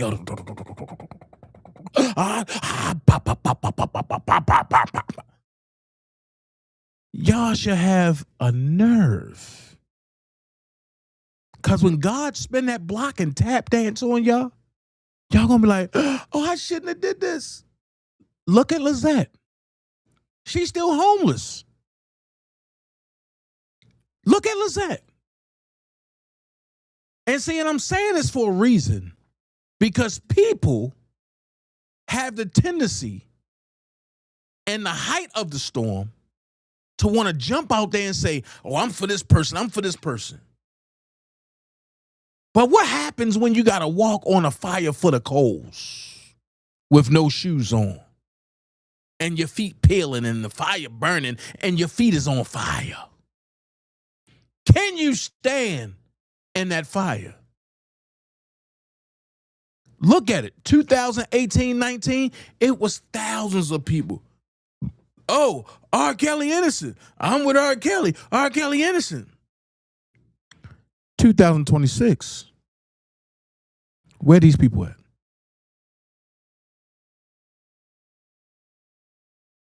Let's resurrect some lies. First lie, Dana J supposed to be testifying against R. Kelly. I was at court every day.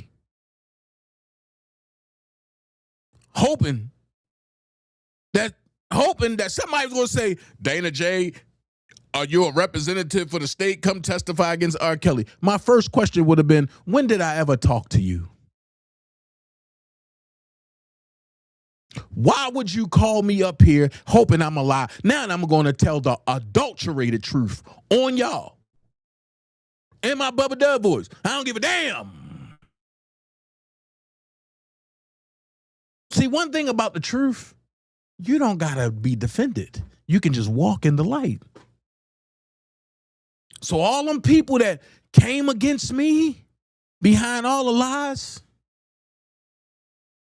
where they at now? And I'm going to be honest with you. Me and Dr. Rogers finally patched up our thing, right? Because we was beefing about something totally different. Something that nobody knew nothing about, but everybody wanted to jump in it. And I'm glad that me and her got to patch our things up before we went our separate ways. Because she came out and told y'all the truth. And when she told y'all the truth about me, a lot of y'all didn't accept it because y'all wanted to keep believing the lie. And it's cool. Because when you believe the lie, The lie seems more convincing than the truth. Don't nobody want the truth. I had somebody just tell me today, man, you rock for R. Kelly, your hit pedophile. And I asked one question. I knew this person for over 30 years. Now I can say this is a person. But I said, since R. Kelly is a pedophile, and I knew you for over 30 years, tell me when he was ever constituted a pedophile by a judge. Dude was like, yo, right. So you can't tell me. He said, yeah, but Hallie was 19 years old and Rob was like almost 45. I said, yo, how old are you? And he was like, I'm 49. I said, yo, when you was in middle school, and when you was in high school graduating, wasn't you still going to Hearn Run to pick up girls in middle school? And he looked, he said, Dana, come on, yo. What's different? If a grown man that's in his 40s and your era said 40 is the new 20, right? So if he's dating a 19-year-old, what's wrong with that? If them two understand their dynamics. If you can tell me what's wrong with that, and then I can ask you, why are you dating somebody that's 17? Why are you in your legend at 35 years old picking up somebody that's only 16? See how this go?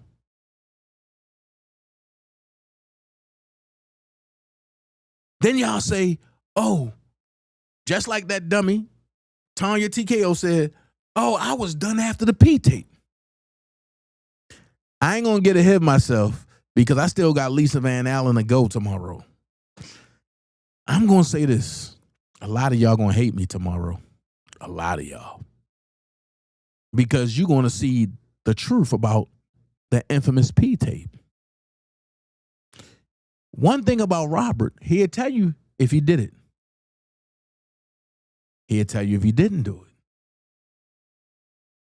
But you never heard him answer in a positive way about that P tape. He always said, man, come on, man. If you know me, you know what I will and won't do. And a lot of y'all are passing that P thing for that video that came out when he was wiping his face, clearing the bumps with what's supposed to be urine, right? And a lot of y'all said, see, I told y'all, but he was in it. I told y'all he was into that stuff. Watch this. But how many of y'all got that urine that they pasteurized as face cleaner? I believe that came out around 2012 to 2017. And that's still on the market now. And you just put it on a cold rag and then you wipe your face with it. And it's baby piss. As they tell you it's baby piss, but you don't know it's really baby piss. But half of the world was cleaning their face with that, not me. See, when the truth come out, the crowd noise get low. Now, since I started back on this series, everybody went silent. Radio silent. Because I'm going to keep it real. I'm still going to knock some heads of some so-called R. Kelly supporters. Just wait, it's coming. The series is going to progress. I'm just getting the liars out the way.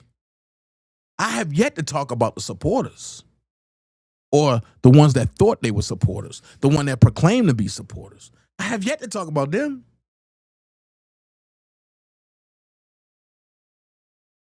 I have yet to talk about the so-called friends.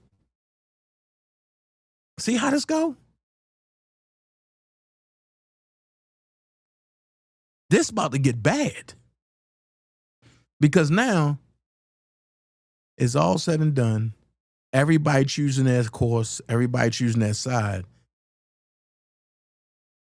And the only person that's locked up is Robert Kelly. And Dana J want to know why.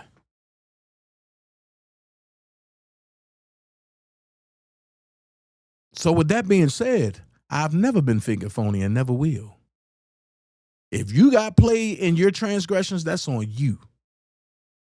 Because when Dana told you, yo, watch the way I move, follow me, you'll be all right. Don't talk to this person. Don't say nothing to this person. I got you on it. If you didn't follow that mantra, that's on you. Because I gave you the blueprint, just like Jesus told Saul and his wife.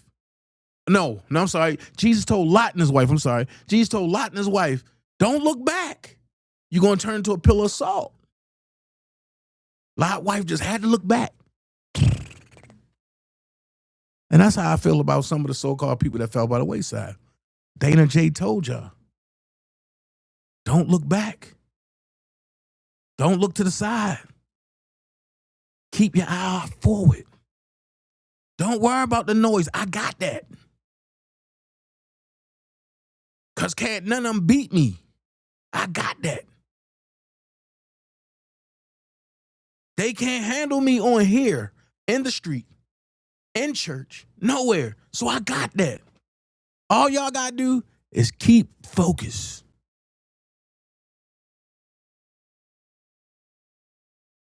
No matter what they say, keep focused. And we couldn't do that. With that being said, I still, and this is the crazy part, I am still in the bag with Drea Lee. So Tanya TKO, I guess she got fed up. And she dropped this, which was crazy. It's Tanya TKO here, and I'm a self-love specialist from TanyaTKO.com. Look at here, look at here, look at here. Look at what I got my hands on. So you all have been sending me this video from Andrea.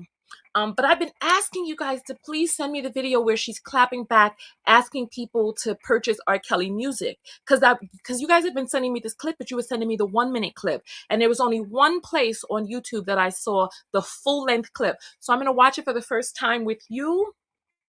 Look, I don't know how my responses are going to be. So if you're watching my responses, you never know what they may be either. I may slip down on the floor. I may turn around in the chair. I don't know. So let's jump into her thing. I'm happy that I got it.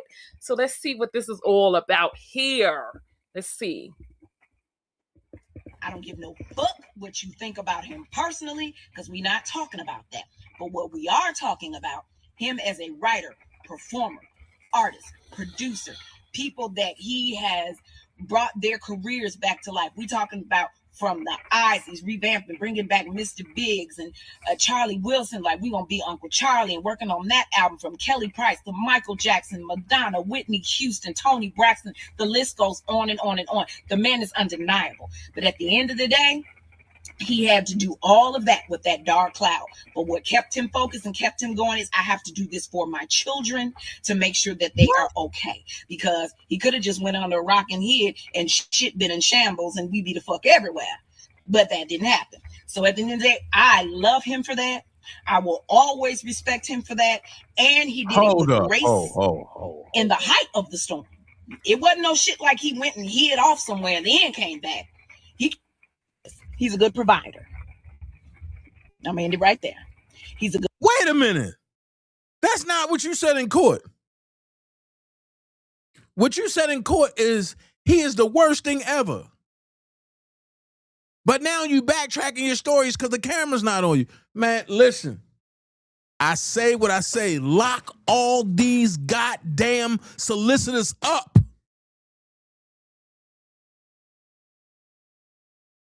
Why Vlad ain't playing this? Why Storm ain't playing this? Why Amon Wiggins ain't playing this? Why Tasha K ain't playing this? Because the narrative was never to be in favor of R. Kelly. I got one better.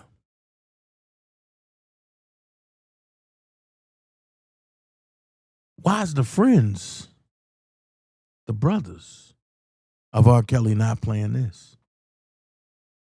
Why the brotherhood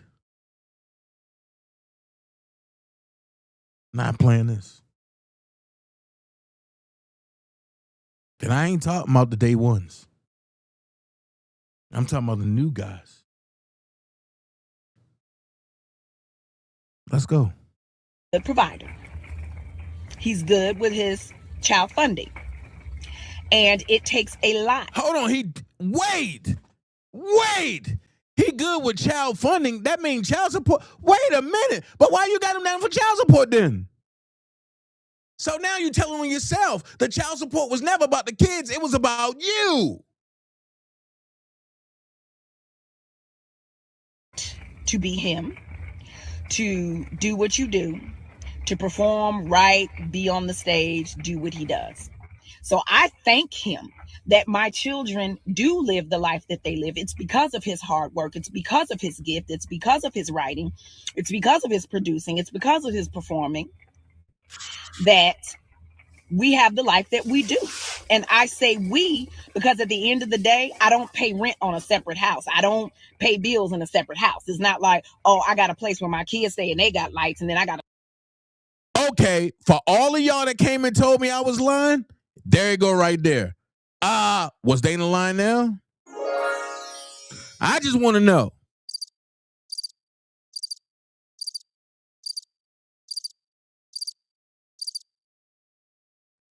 Let's finish. Another place where I stay and I got lights. We have lights. We have food. We have the lifestyle that we have because he's the vessel through which my blessing has come. That we have because he's the vessel through which my blessing has come. But I'm very clear. God is the source of all. My ex just happens to be the vessel through which it comes because all of it belonged to my daddy. And I know I'm one of his favorites. So he has blessed me in that way. And I'm not going to take that back. People can say it's conceited or it's this. No, it's not conceited. I'm just confident and I know because my life reflects that because all that I have been through and survived, a lot of people wouldn't make it through it. So I got to be one of my daddy's favorites. For him to hold my hand and take me through the storm like that and bring me out on the other side and she ain't got no wrinkles and she happy, I got to be one of his favorites. And if you don't like it, that's fine. I don't care. But back to my ex. I really respect him because it's not easy. You had to been hiding on the goddamn rock if you don't know what my ex has been through. But not only was he going through it, me and his children were going through it at the same time. So for him still, no matter what people's opinion of him was, no matter what people said about ex has been through, but not only was he going through it, me and his children were going through it at the same time. So for him still, no matter what people's opinion of him was, no matter what people said about him, walking into interviews, not knowing what people gonna say, when they gonna say it, how they gonna say it, the fact that he still held his head high, went out there and did what he had to do to make money, because at the end of the day, he's an artist, he's a writer, he's a producer. That is his job. No different than if somebody's a doctor, no different. I got one question. And I ain't asking nobody to give me their flowers. I meant to give me their flowers, but I ain't asking nobody to be extravagant about that. But moving forward, when these so-called channels speak about me, just can you make sure that you tell them folks that Dana Jake was right about everything he said in this R. Kelly situation? Thank you. If your ass work at the post office, that is still his job. He got up every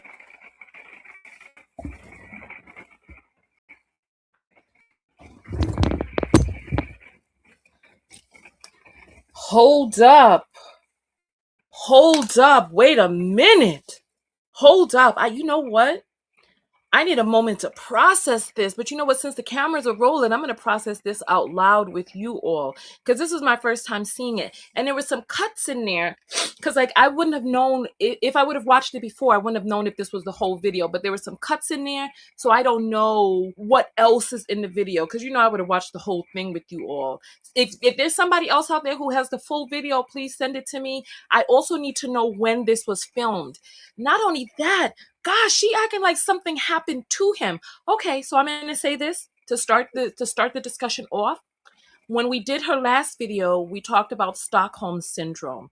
So in order for a person to be able to survive in catastrophic situations, they have to be able to align themselves with their victimizer in order for them to even be able to live. And it gets like their subconscious mind gets rewired. You guys know that I'm a certified clinical hypnotherapist. And so my training is in the subconscious mind. So when it comes to Stockholm syndrome, there's the rewriting that happens so that the new reality becomes the reality. But this right here, my issue with Drea Kelly or Andrea Kelly, my issue with her is not that she's gone through some tremendous strife and trauma, etc. That's not my issue.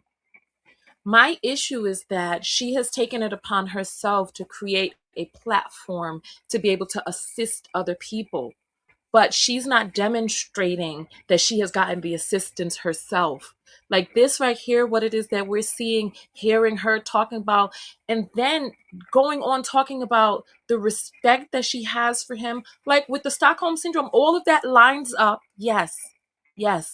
However, you know that she created some sort of foundation or something along those lines, but I know that she is specifically going out there, getting paid for public talks, speaking about being a survivor and et cetera, et cetera. That's one of the reasons, because the way this was presented to me is that she came out with this after the documentary. So correct me if that information is wrong.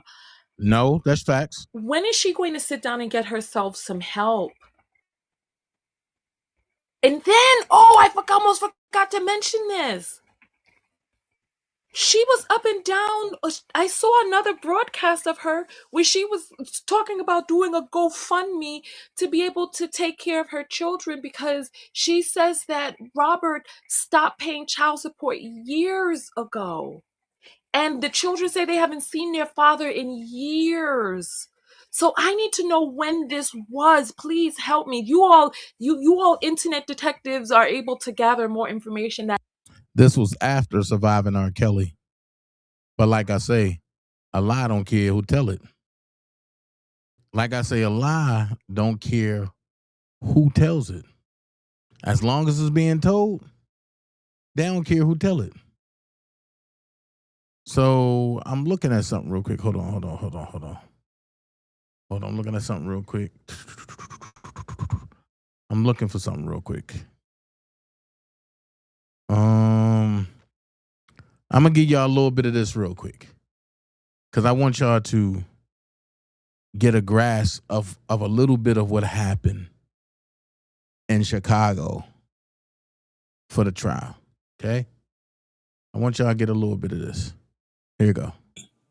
That's been around Robert. This has been a hard New York trial and this trial. And I see the screenshots. I see the lies. I see the rumors. I see the jokes. And the minute you get back on them people, they run and be like, oh, no, don't do this. Don't do that. No. Well, shut up. Leave people alone. I seen the screenshots with certain Oak Cove people trying to make jokes. But here's one thing I'm going to say. What Rashona had to go through today wasn't easy. It's easy to say the joke's on you and go back and forth, but Dana J is not trying to make fun of nobody's pain. And you got to realize she was forced into a corner and she was homeless. She seen an opportunity and took it. However, that's one opportunity that nobody can say they wouldn't have taken. Being homeless with a newborn, that's not something that anybody wants to go through. That's something that I wouldn't want my worst enemy to feel. I've been down that road. I've been down the homeless road before. So at the end of the day, I'm not taking up for Rashona. And I'm not saying that what she did was right or wrong. What I will say is morally, it was wrong. Because you don't go back and try to discredit or try to hurt somebody because you in the situation. You just don't do that. And me personally, I would not be able to sit here and say, oh, and Rashona, this, without women looking at my credibility. Reason why I say that is I wasn't there when the alleged stuff happened. Nobody was there. Taysa said, define her homeless, living on the street, nowhere to go. Y'all gonna see all that. At the end of the day, what you seeing now is mudslinging. This mudslinging, even though a lot of us is here for Robert, this mudslinging is going to cause a lot of other people to come out. Now, the hell, I hear what you're saying. I'm going to get into all of that. I'm not jumping yet. I'm going to walk this thing too.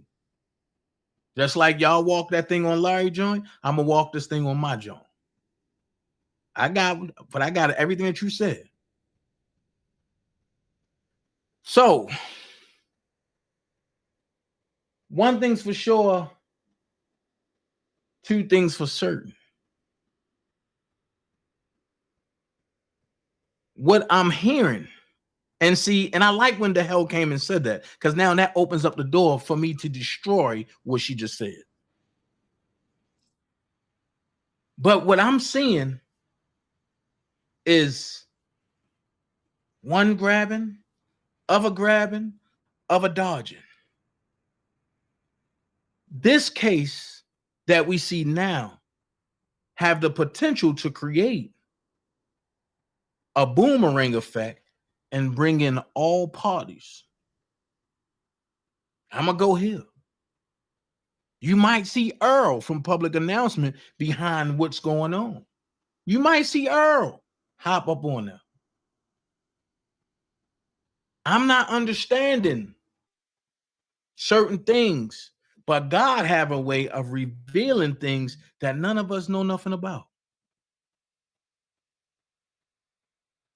So let's get into it, shall we? Dennis Byron put out there, the aunt of the government star witness is now alleging that she is being forced to testify in this trial. Who is possibly forcing her to testify, and why is the aunt taking this position after selling her story to the producers of the Surviving R. Kelly docuseries? The math doesn't add up. I've been saying that. Let's go.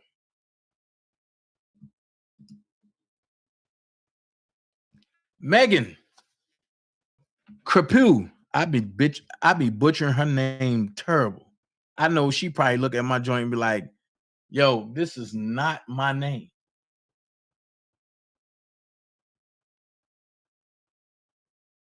Megan Crepeau. All right. Check it. And before I go any further, can y'all hear me good now? Is it good now? Angela. Now I'm not. Come on, man. Look. Hold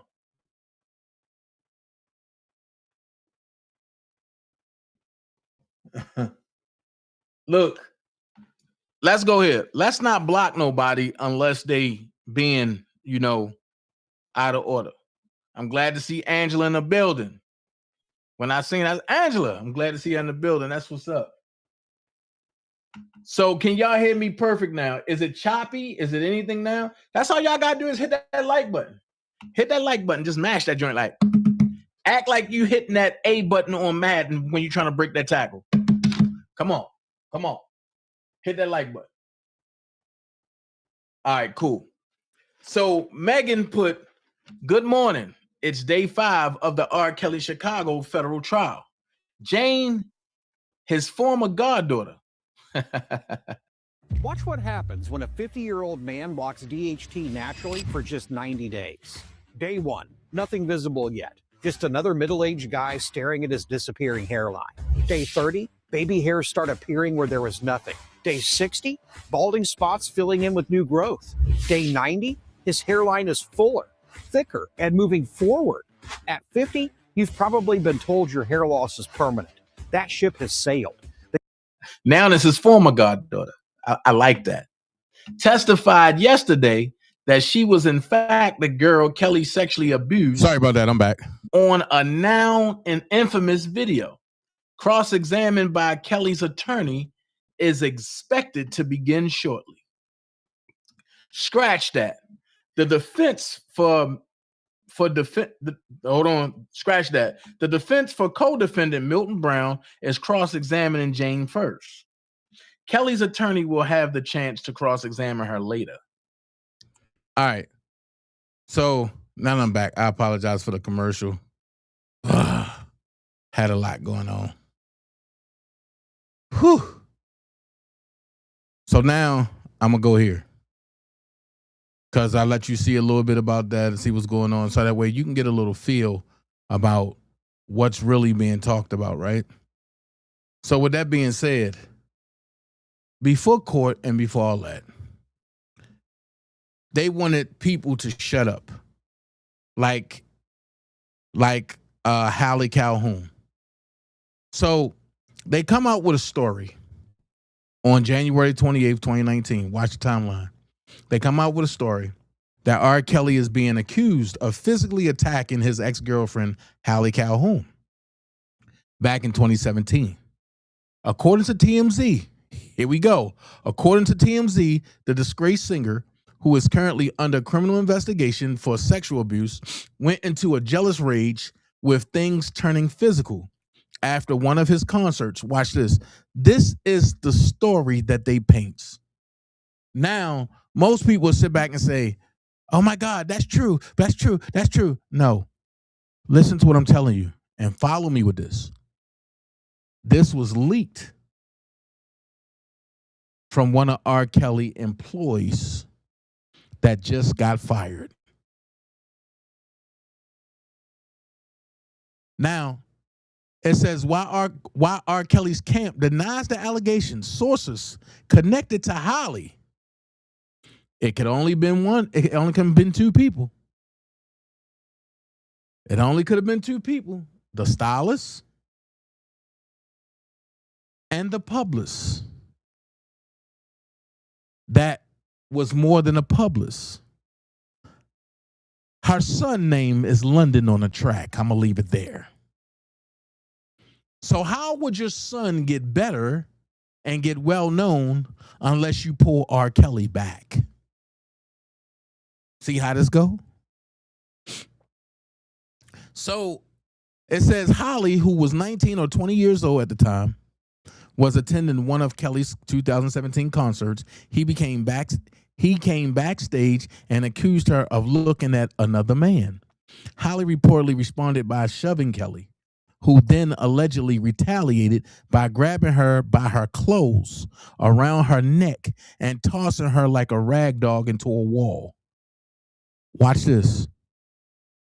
Hallie Calhoun is damn near white. If he would have did that, there would have been bruises and marks everywhere, but there was none. So now we're going to ask this question. How did he, matter of fact, I'm going to ask you 3 questions. Question number 1, how did R. Kelly grab her by her clothes around her neck and toss her into a wall like a rag doll? And there was no marks. That's the first thing. I knew there was something going on. That's the first thing. Second thing is, why wasn't it any marks detailing that Hallie Calhoun was beat on by R. Kelly. Third thing, why was it somebody else reporting it and not Hallie Calhoun herself? So watch. The alleged incident reportedly went down in front of multiple witnesses, including Joycelyn Savage and Azriel Clary, both of whom are currently living with Kelly despite their families claiming they are being held against their will and are victims of Kelly's brainwashing. Pause. Why Joy ain't come home yet then? Rob been locked up almost 7 years. But I thought they was brainwashed. Azriel been home and never talked about being brainwashed.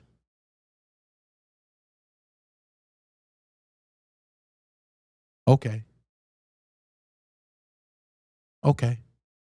So not only was this story talked about, right? They doubled down in the media.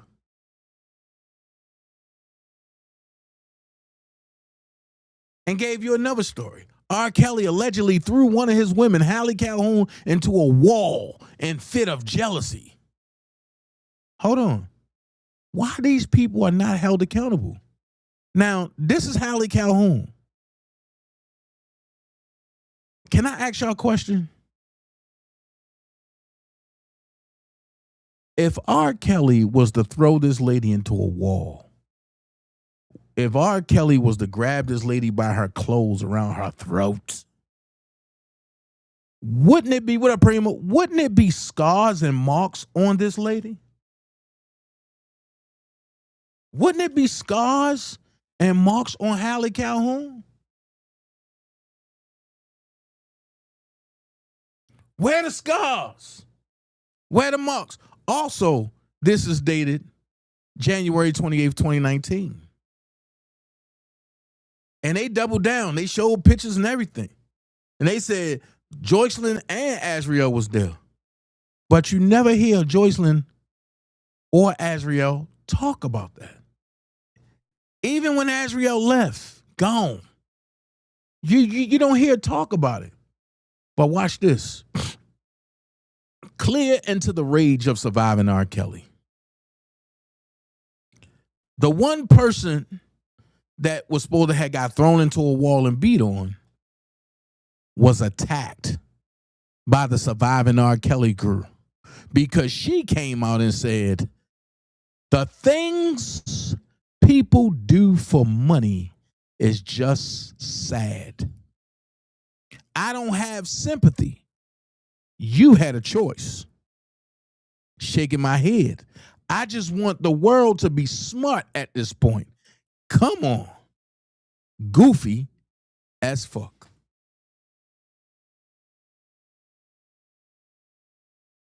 And the top caption right here under November the 24th, 2019, you can just picture who this was that said, she needs to be quiet because she doesn't know what R. Kelly or those young women through. Just because she didn't see it doesn't mean it didn't happen. So I got a question for all you backstabbing, grease-faced motherfuckers. Just because you didn't see it doesn't mean it happened. So you're going off a word of mouth of people that you don't even know that's there. She was dating him. So she would know him better than you would, fool. And this is the problem. Too many people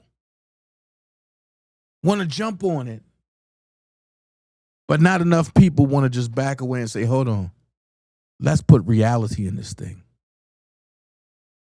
And the title is R. Kelly's ex-girlfriend, Hallie Calhoun, defends him against Joycelyn Savage's allegations. Watch this.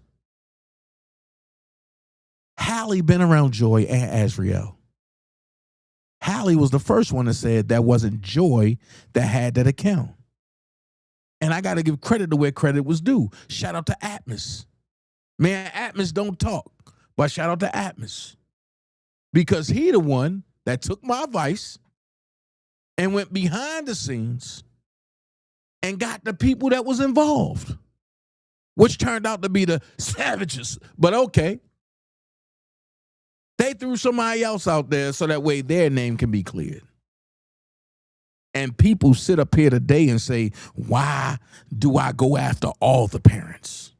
Why not just after the Clarys? No, because all of them are complicit and all of them are liars, from the Clarys to the Savages on down to the Rogers. Do I got to keep going? If anybody remember what I said when I first walked in here, and I started talking about this from day one in 2018, I said, I will get to the bottom of all of it. And if the Clarys is wrong, I'm going to point it out and tell them, which I did. If the Savages is wrong, I'm going to point it out and tell them, which I did.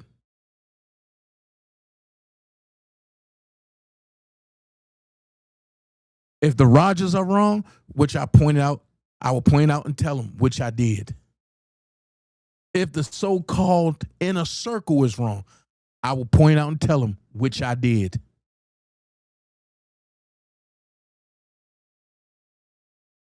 When I was wrong, they pointed shit out and told me, which they did. So if everybody is holding everybody accountable, right? Why certain people don't want to be held accountable for their actions? Things that make you go,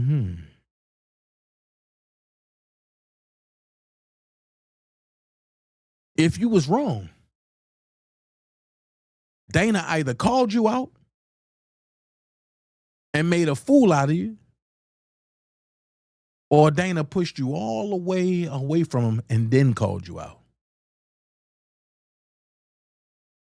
I don't play them games. You know why I don't play them games?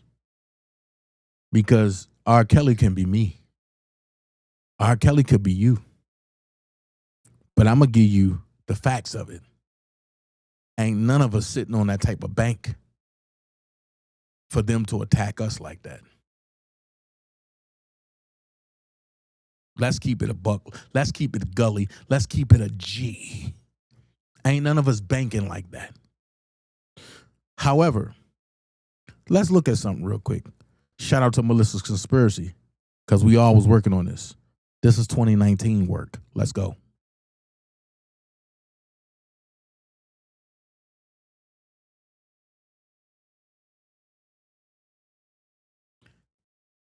When the fake Patreon account came out, impersonating Joycelyn, Holly posted on her Instagram that accusations were lies and it's all for money.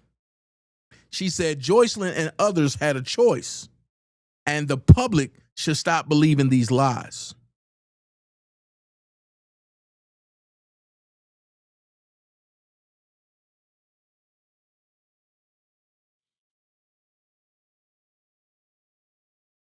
Now, don't you think it'd be marks on her if Robert threw her into a wall?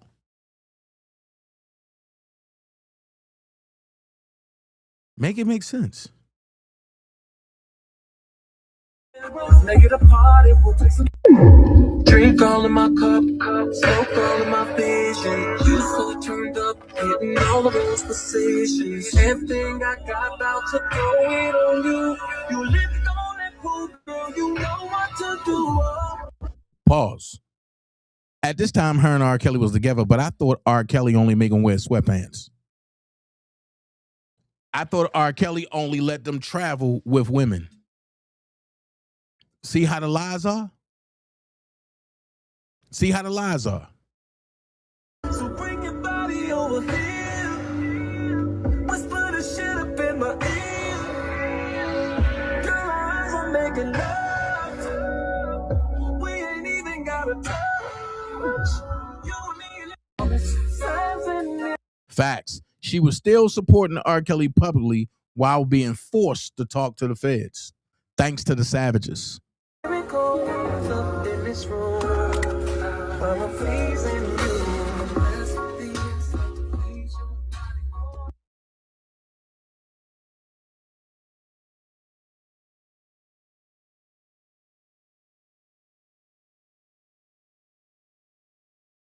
Pay attention.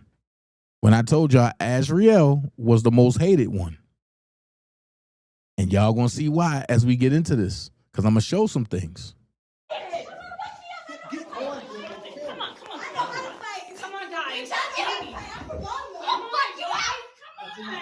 You have to go.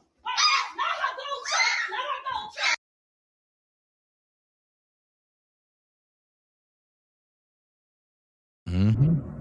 I would say what made me decide to leave for good was, just being in that situation for 3.5 years. I don't want to be with the man, that wants other women. I don't want to be with the man, that wants other women. I don't want to be with the man, that wants other women. Realizing that I have goals and dreams that I want to accomplish. So hold on. She didn't say, I don't want to be with a man that abuses me. She didn't say, I don't want to be with a man that make me sit in a room for 48 hours. She didn't say, I don't want to be with a man, but that make me knock on the wall and step on the floor when I want to pee. She didn't say I didn't want to be with a man, but I didn't feed me. She said I didn't want to be with a man that wanted other women. Oh. Yeah, J-Rock, I didn't know they had snakeskin sweatsuits and sweat boots too. She said she didn't want to be with a man that didn't want other women. So where the abuse come from? I'm going to tell you where the abuse came from. Tim Savage admitted on my channel. And we're going to go through that whole 5-hour live on Monday. I'm just going to play it. Tim Savage admitted he was told that by a 97 baby girl. Not knowing that 97 baby girl was Jongelyn. And then the other publicist came on and said it was her, along with Ashanti McGee. Deception at its finest. Let's finish.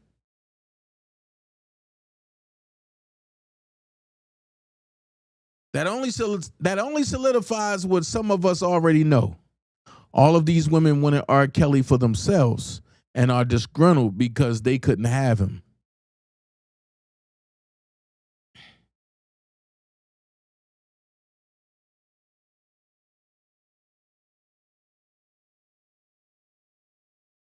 He doesn't have to commit or be in any traditional relationship if he doesn't want to, which is facts. That's a choice. He doesn't have to be in a monogamous relationship. That's not the law. He can do what he wants. That's facts. All these women wanted to be main chicks. They wanted to be the main one. But we got into an altercation. And I remember we were arguing back and forth. And I remember shoving him because he was like yelling in my face. And then he grabbed me, and I had a necklace on. So when he grabbed me, my necklace broke and it scratched me. Hold on. Wait. He grabbed her by her necklace. Not beating her. That's two different things. Not slapping her. Not physically assaulting her. The broken necklace scratched her, not him. Make it make sense. Yeah, Gemini, where you been, man? I've been broke that down. But I got to repeat it, so it's coming. Not tonight, though.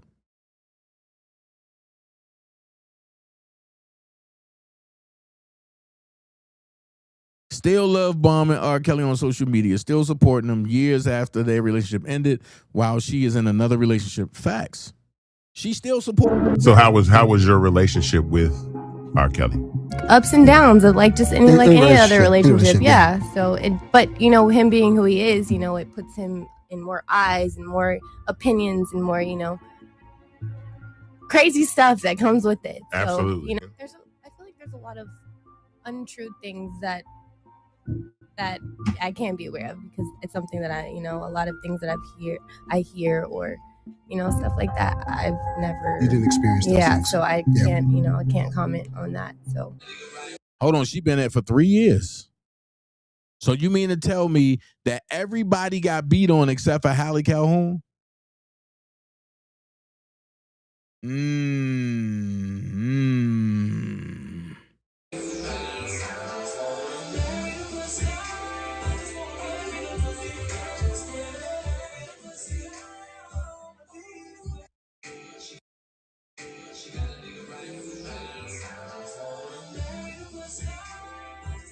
Look at what she's saying.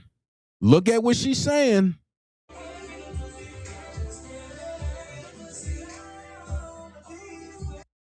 The South, yeah. Swear that pussy so good. She got a nigga writing vows. I just wanna marry the pussy. I just wanna marry the pussy. I just marry the pussy.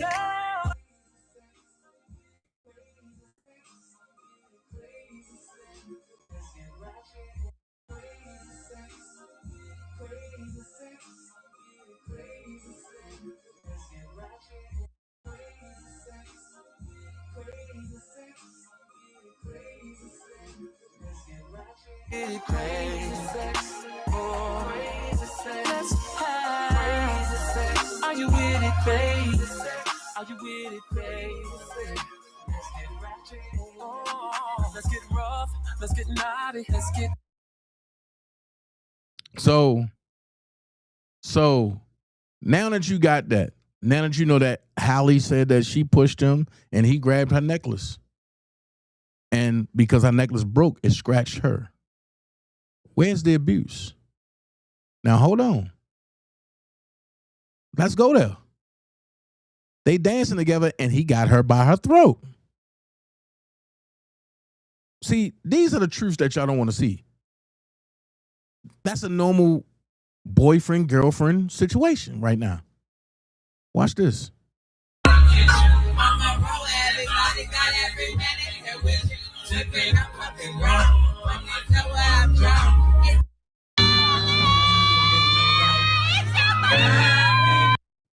Now, Azriel is screaming the loudest.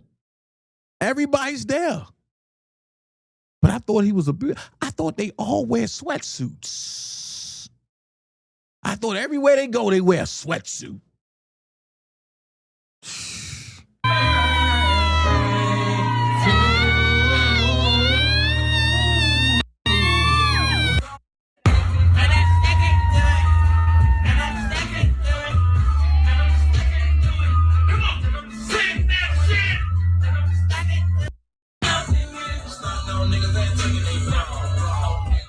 That we be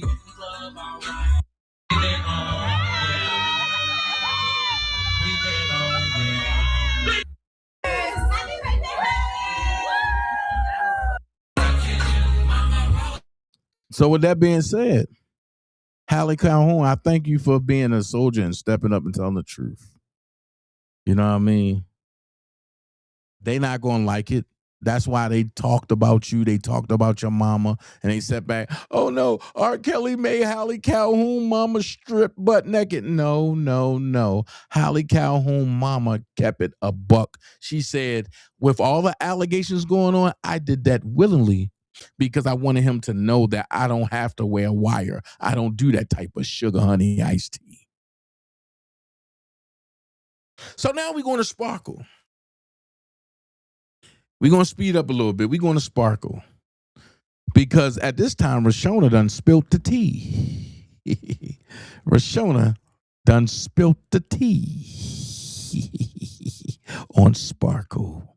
Rashona spilt the tea on Sparkle. And then Sparkle got mad. Sparkle said, nah, you ain't going to put none of that on me. I ain't do none of that. Watch this. Hey y'all, it's Sparkle. Have my phone here because I have notes that I want to make sure that I say everything that I want to say today. Imagine being Hold on. Come on.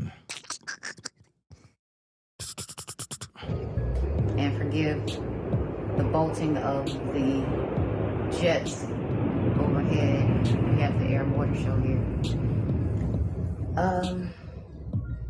I want to put a few things in context. I'm letting those who really know, support, and love me know that this is a family feud. Yesterday was a day I didn't think I'd ever see.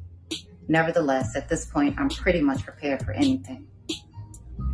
After I learned my niece was cooperating with the investigators, I prayed and I thanked God. Also, I did some thinking, as I often do, throughout this whole process. Asked myself, if I were them, what could be said that legitimately make this make sense and spare them from crazy? My answer is nothing. Knowing that there's no right answer to explain their ongoing actions and years of support for Robert once learning about that tape, the clear plan is to try to take me down because I've been so vocal. I knew that there was some anger and resentment because of my stance, which is why I'm like, okay, they're going to handle it their way, and I'm going to handle it my way. And I was thinking, one day, my niece will be older and we'll have a real heart-to-heart conversation. And there's no expiration on this concept, but I'm very clear that day ain't close. I know us speaking privately and candidly, to her it looks like betrayal of her mother. But now being an adult, I was hoping she was closer to being more independent thinking at this point. Yesterday, my niece absolutely doing the will of her mom. This is another form of the terrible decision making of her mom. And in my opinion, the unfortunate continuing allegiance to Robert. As the youngest of the group, and all I've ever known was family and community. So I operated from that space from the beginning of my career by bringing them in to show them that it was not just about me, but about us getting this record deal that I was about to get. You heard what she said, by bringing them in. Keep going. We were a gospel group just years prior, so me thinking about them for them was partly programmed in me. All I knew. Again, because Robert was giving the opportunity to have his own imprint record label, I introduced my sister, my brother-in-law, and my niece to Robert at CRC Studios in '97 in hopes of landing my niece a career as an artist in this industry. Not a concert, as she testified. I didn't stop there. I asked Robert to check out my brother-in-law, who played the guitar, and other family members in hopes he'd assist them with their musical careers as well. I'm saying this again to say not all that you heard yesterday from my niece is true. I don't want to hinder this legal process, I don't, but to testify that I had my niece sit on Robert's lap and rub his head and have her ask him to be her godfather is an absolute fucking lie. You all cannot imagine the hurt that comes from pain caused by the people that you live and are willing to die for. Another lie. Robert and I were never in a romantic relationship. Never. To show you sabotage is a highly priority within them. If Robert and I were in a romantic relationship, you and your mom was cool allowing you to start a relationship with him? Again, no right answers for their actions. This journey of mine, I started with the greatest of intentions, and all I've gotten from it is hell. This is not how we were raised, and it has fucked up family names, relationships, and death, allegedly. Enough is enough. I've endured being not believed before, so my niece's false statements don't bother me as much as her mindset and willingness to tell the lies.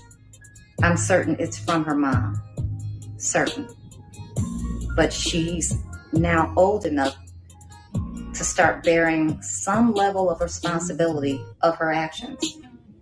I love her more than life itself, So this is all I'm going to say regarding her and her mother, unless I have to. Well, let's talk about it, y'all. That was R. Kelly's former artist, Sparkle, speaking out on claims made by her niece that she ultimately introduced her niece to R. Kelly. Shout out to Forgotten Kings TV. That's my brother from B-More. My brother from another mother. Not my real brother, but you know how we rock. So, with that being said, I got a question. Since Sparkle the one that gave the tape over, why wasn't Sparkle subpoenaed into the R. Kelly situation, but you subpoenaed Rashona and her mama after you unalived, allegedly, the dad? Government. But I'm going to go a little deeper because Sparkle said that everything was a effing lie, right? Let's talk about Sparkle's revenge on R. Kelly. Let's go. That when enough is enough, enough is enough. Now, Lifetime, all of y'all lying. Lisa Van Allen, all of y'all lying. So now, what y'all about to hear is the plot that Sparkle has put out and who she contacted and who she chose to try to exploit, just all to hurt R. Kelly, all for her personal gain. Once again, y'all don't gotta believe me. But women lie, men lie, evidence don't. Here's the whole detail, not the whole, but I'm gonna give y'all a little bit of the detail from the 2008 trial. Sit back and listen to this. Now y'all gonna see who's the real liars and who's not. Hashtag free R. Kelly. Hashtag vindicate R. Kelly. Hashtag Kelly is innocent. Hashtag lock Sparkle and Barry Hankinson up now. Dispatches from the R. Kelly trial, written and read by Josh Levine. Sparkle's Revenge. If there's a life lesson to be taken from the R. Kelly trial, it's that when you're trying to help your niece launch a music career, perhaps it's best to widen the search for mentors beyond the man who sings, "It Seems Like You're Ready," and "I Like the Crotch on You." On the stand this afternoon, Stephanie Edwards, aka the R&B singer Sparkle, says that she introduced the alleged victim to Kelly when the three of them met up in the log cabin to watch the Chicago Bulls in the NBA Finals. Depending on whether this was the Bulls' 5th or 6th championship, the alleged victim would have been either 12 or 13. A basketball player herself, the girl was jolly, personable, and a little tomboyish. Kelly, Edwards says, liked her spirit. This suggests a possible song title for the clean version of R. Kelly's greatest hits, "I Like the Spirit on You." Stephanie Edwards' 2 hours of testimony are a reminder that the cliches of the televised courtroom drama aren't entirely fanciful. As she remembers her niece's personality, Edwards, her hair up in a tight bob, gold hoop earrings dangling down to the top of her long neck, a dash of sparkly glitter applied neatly above her left cheek, dabs at her eyes, and one of the sheriff's deputies in the room brings her tissues. Defense attorney Edward Jensen, too, performs like a man in search of a camera. Jensen, who looks like an unkempt sheepdog but questions witnesses like a flesh-hungry pit bull, presses her to admit that she was intimately involved with the production and distribution of the sex tape, including scheduling a screening for the girl's parents. Sparkle says that never happened. "You have no idea why they'll testify to that?" Jensen asks, immediately withdrawing the question as the prosecution objects furiously. For the first half hour or so of cross-examination, Jensen gathers details to support the defense's little man theory.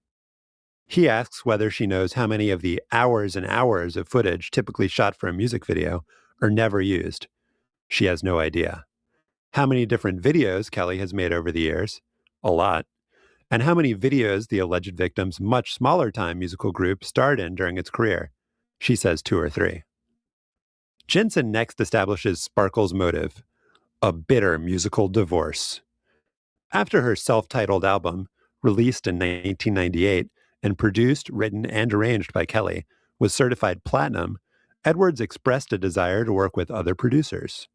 This did not sit well with Kelly, she acknowledges, and the two of them parted ways contractually in 2000.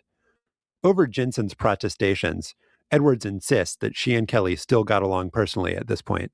He was my homeboy, she says, though she also admits that Kelly withheld royalty payments and claims that he still hasn't paid for her decade-old album. A short while later, Sparkle started talking with record exec Barry Hankerson, Kelly's one-time manager and now bitter enemy. Jensen asserts that Hankerson and Kelly are foes, though he omits the fact that Kelly's child bride, Aaliyah, was Hankerson's niece. Hey, my dude. Upon leaving the singer's employ, Hankerson wrote a letter to Kelly's record label saying that he needed psychiatric help for his compulsion to pursue underage girls. Jensen, with his voice raised to a near shout, tries repeatedly and futilely to get Edwards to admit that she got calls on her cell phone from Hankerson and that they talked about their common enemy. Was part of the deal doing something bad to Robert? A frothing Jensen asks. When Sparkle says, of course not, he repeats her words back sarcastically. Jensen leaves it to us to put all of this together. Let's give it a try. Frustrated with her declining musical career, and perhaps resentful of Kelly's astoundingly successful one, Sparkle hatched a scheme to extort her rich ex-mentor and to turn the words of her hit song Be Careful into reality. You better be careful what you do to me, she sang, 'cause somebody might do it to you.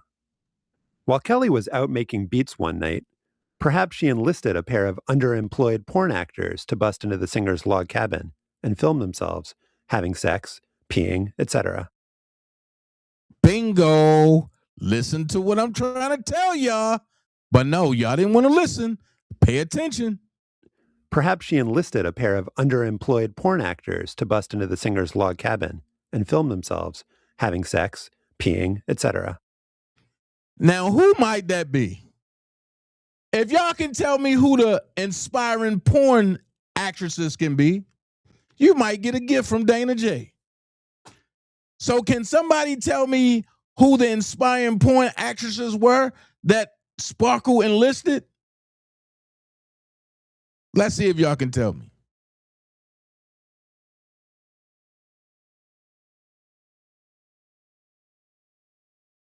I keep telling you, I hold the keys to everything.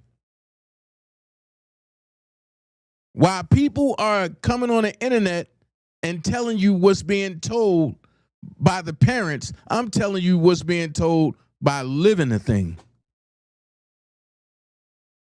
Can y'all tell me who the two sex addicts are? The inspired sex actresses? Somebody said Lisa Van Allen. Uh-oh. Somebody said Damon. Uh-oh. So can somebody tell me who both of them are? Somebody said Birdie. Oh, Lord. Can somebody tell me who they are? King Cox said Lisa Van Allen and her boyfriend. Oh, I'm disappointed in y'all, man. Let's play that again. But he might do it to you. While Kelly was out making beats one night, perhaps she enlisted a pair of underemployed porn actors to bust into the singer's log cabin and film themselves having sex, peeing, etc. Meanwhile, Sparkle and Hankerson harvested outtakes from Kelly's copious back catalog of music videos, then took advantage of the thriving black market and little man quality digital effects wizardry to boom! I told you what the hell was going on. Nobody wanted to listen. So now you hear it for yourself. But the feds wanted to overlook this. This is what Kanik had to go into court in New York. See what I'm saying? People didn't want to listen. Okay. Frankenstein together Kelly's face and the urinator's body. Sparkle's motive for putting her niece in the making beats one night. Wait, all of y'all stop what y'all doing. I'm not going to say nothing. You don't say nothing. Listen to what he saying directly. Isn't this everything that Dana J has been telling y'all since 2018? Listen. Perhaps she enlisted a pair of underemployed porn actors to bust into the singer's log cabin and film themselves having sex, peeing, etc. Meanwhile, Sparkle and Hankerson harvested outtakes from Kelly's copious back catalog of music videos, then took advantage of the thriving black market and little man quality digital effects wizardry to Frankenstein together Kelly's face and the urinator's body. Sparkle's motive for putting her niece in the video is less clear. For the sake of argument, let's assume that she was mad at her for, say, borrowing her glitter without permission. After Kelly refused to pay to keep the video under wraps, Sparkle sent the video to the Chicago Sun-Times, willing to make her niece collateral damage to disgrace the man who'd done her wrong. The defense, of course, doesn't have the burden of proving that any of that happened, and Jensen does create a few slivers of doubt about Edwards' story. Sparkle says that she first learned of the tape in December 2001 via a phone call from a lawyer named Buddy Something. Her choice to omit the man's last name, it's Myers, by the way, comes off a bit stagey, like she's trying too hard to act like she'd never heard of or spoken to the guy. A couple of lingering questions. How did Myers get the tape? And why would Myers first contact the alleged victim's aunt, a woman who happened to have a failed working relationship with Kelly, rather than contacting the girl's parents? Near the end of her hours of testimony, Edwards cocks her head to the side with a quick snap, finally unable to hide her annoyance with Jensen's unrelenting inquisition. The defense attorney, perhaps noting the change in the witness's mood, shifts into theatrical overdrive. Jensen tries to get a rise out of Edwards by shouting that it's not Kelly on the sex tape. The conversation devolves into a testy exchange over whether the girl on the tape is or is not a prostitute, and whether or not we're all here today because Edwards is after Kelly's money. "Sweetie, I am not trying to get any money with this," says Edwards. Rarely has a term of endearment dripped with so much disdain. "I am not your sweetie," Jensen states for the record. With the witness and lawyer playing the dozens, Judge Gahn steps in to break things up before they get out of hand. Jensen, however, won't stop talking, and now it's Gahn who's ready to rumble. "Mr. Jensen, you're not listening," he says, a military man clearly irked with having lost control of his troops. From the beginning, Gahn has been determined not to let this trial turn into a circus, going so far as to speak with court officials involved in Michael Jackson's trial. Now that y'all have the holes that's in there and everything else, and y'all have the truth, are y'all still gonna ride with R. Kelly and Aaliyah was married? Are y'all still gonna ride with R. Kelly is guilty? Or are y'all gonna look at the facts to see R. Kelly was set up by Sparkle, Barry Hankerson, and the other people, along with the backing of Harvey Weinstein and Lifetime, aka Disney, aka A&E? Do I have to go any further? And listen to what they call the person on the tape. A porn star. I never knew a victim was a porn star. Well, from this point, you be the judge. I told you. Lifetime, you messed up. Sudi, you have messed up a lot. And I have yet to dig into my case. But on tomorrow, I'll talk to my lawyer, and we will see what's going on. With that being said, I just had to drop a little gem from back in the day that folks don't want to understand about. So I had to drop a little gem from back in the day, right? So I was talking to one of the Dream Team members, and me and one of the Dream Team members was talking because somebody got on the goddamn internet and said they was Aaliyah's backup singer.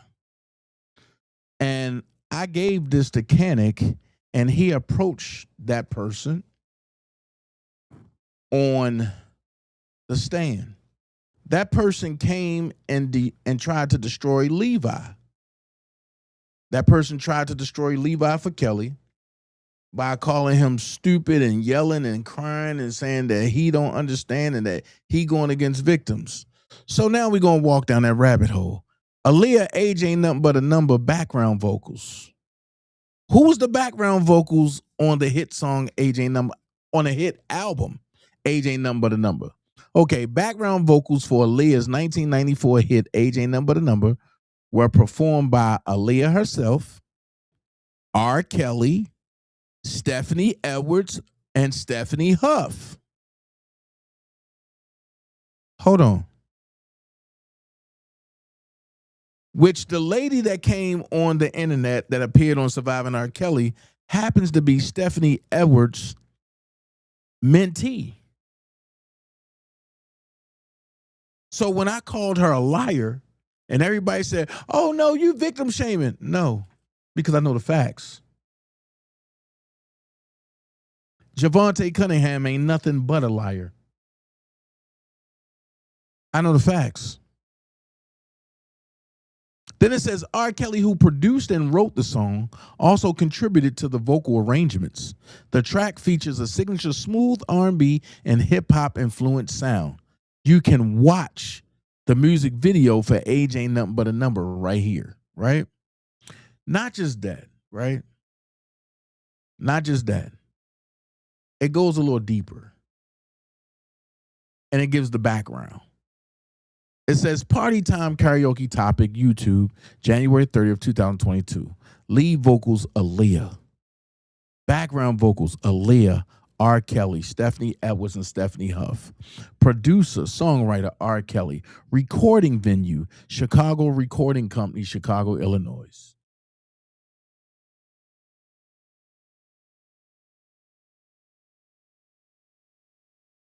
I told you, we are in our FAFO season. And Trump's my guy, so now y'all effed around and found out.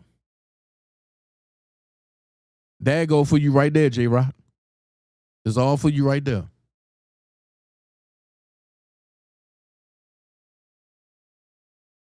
Javante Cunningham only sung background for Stephanie Edwards. If she did that, I wouldn't know about that. So I've told y'all many times what was going on. I have proved the liars, right? And I'm going to continue proving more. But I also told y'all R. Kelly, right? And when R. Kelly first came out, his influence was Guy. His influence was Stevie Wonder, right? So I told y'all R. Kelly tried to mimic the things that was going on. And the record label that he was on was in beefing competition and with the record label that Aaron Hall was on. So the record label that Rob was on made him take Aaron Hall's persona.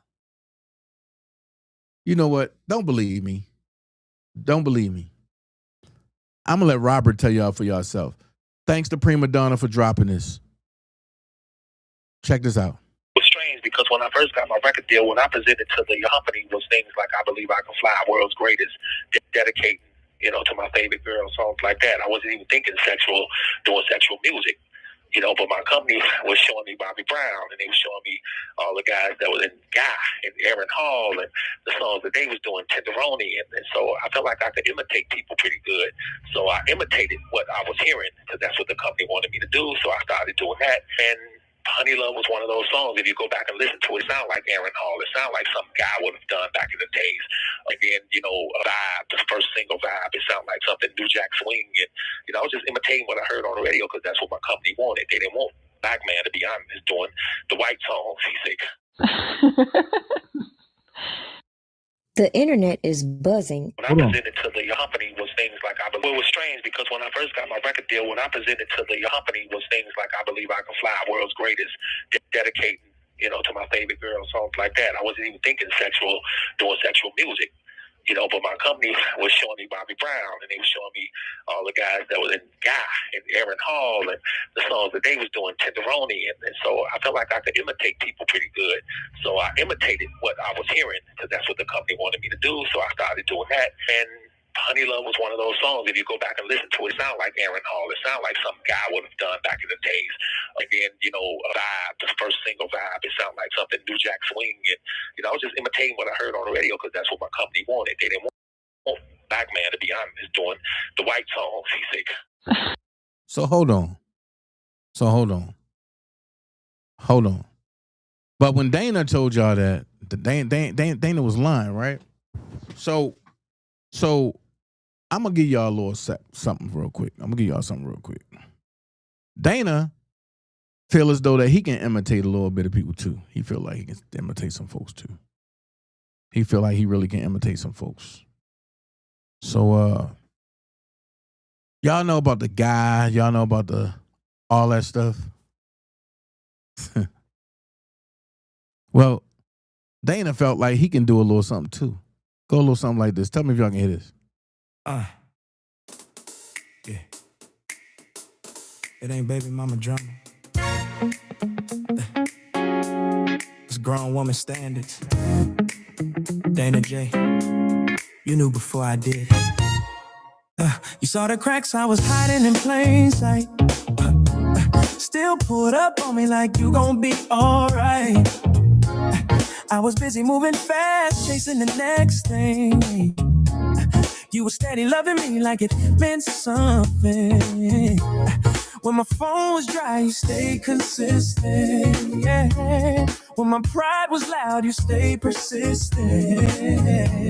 You ain't try to own me, you just showed me how real love feel when it slowed me down.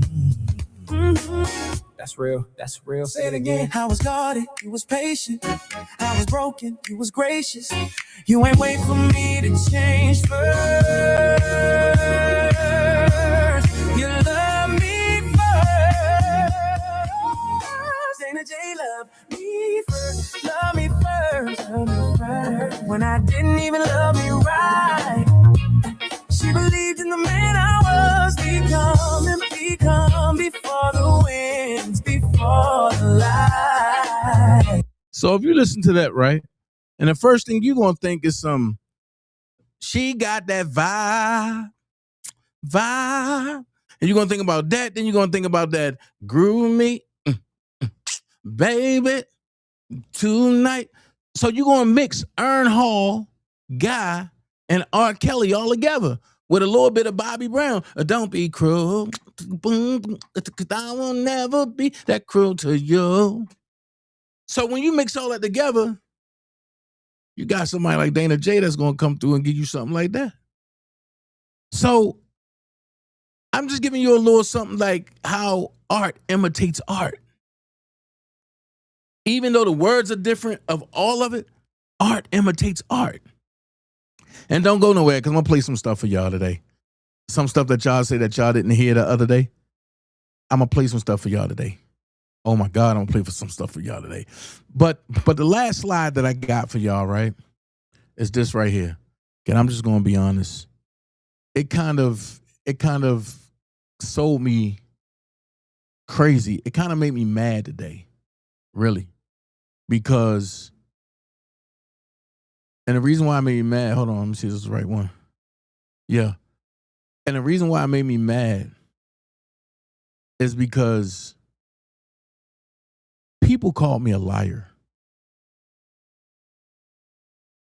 People called me a liar when I said that R. Kelly really can't read and write.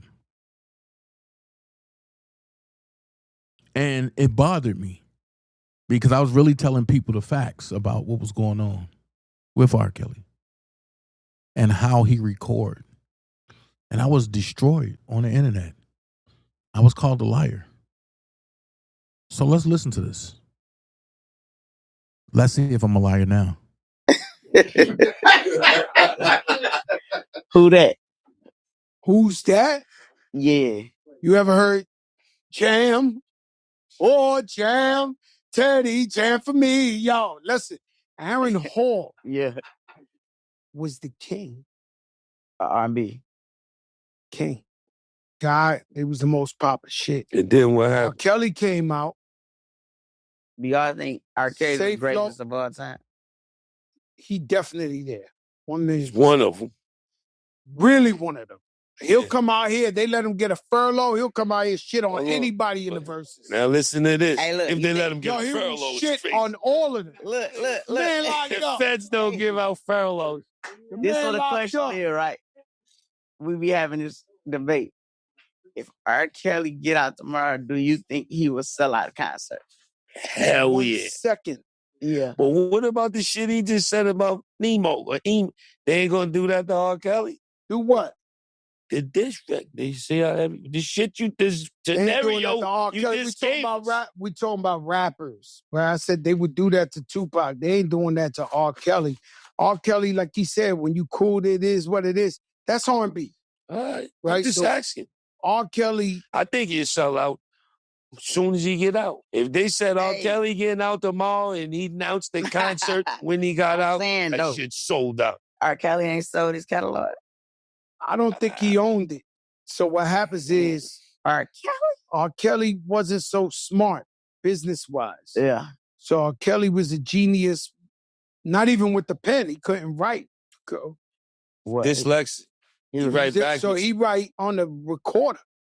I've done songs. Yeah, he do the I did melody, then he smashes put with the him. words to it. He sit Did there with the smashes mic. with him. He sit there with the fucking recorder, do the melody, put the words to it. I've done hits with R. Kelly, so I know. Like do the melody, like he hum it. He can't write. He just Okay, make 42. listen, he just make noise. Like What the fuck you want me then to he say? put the words with it. Man can't write.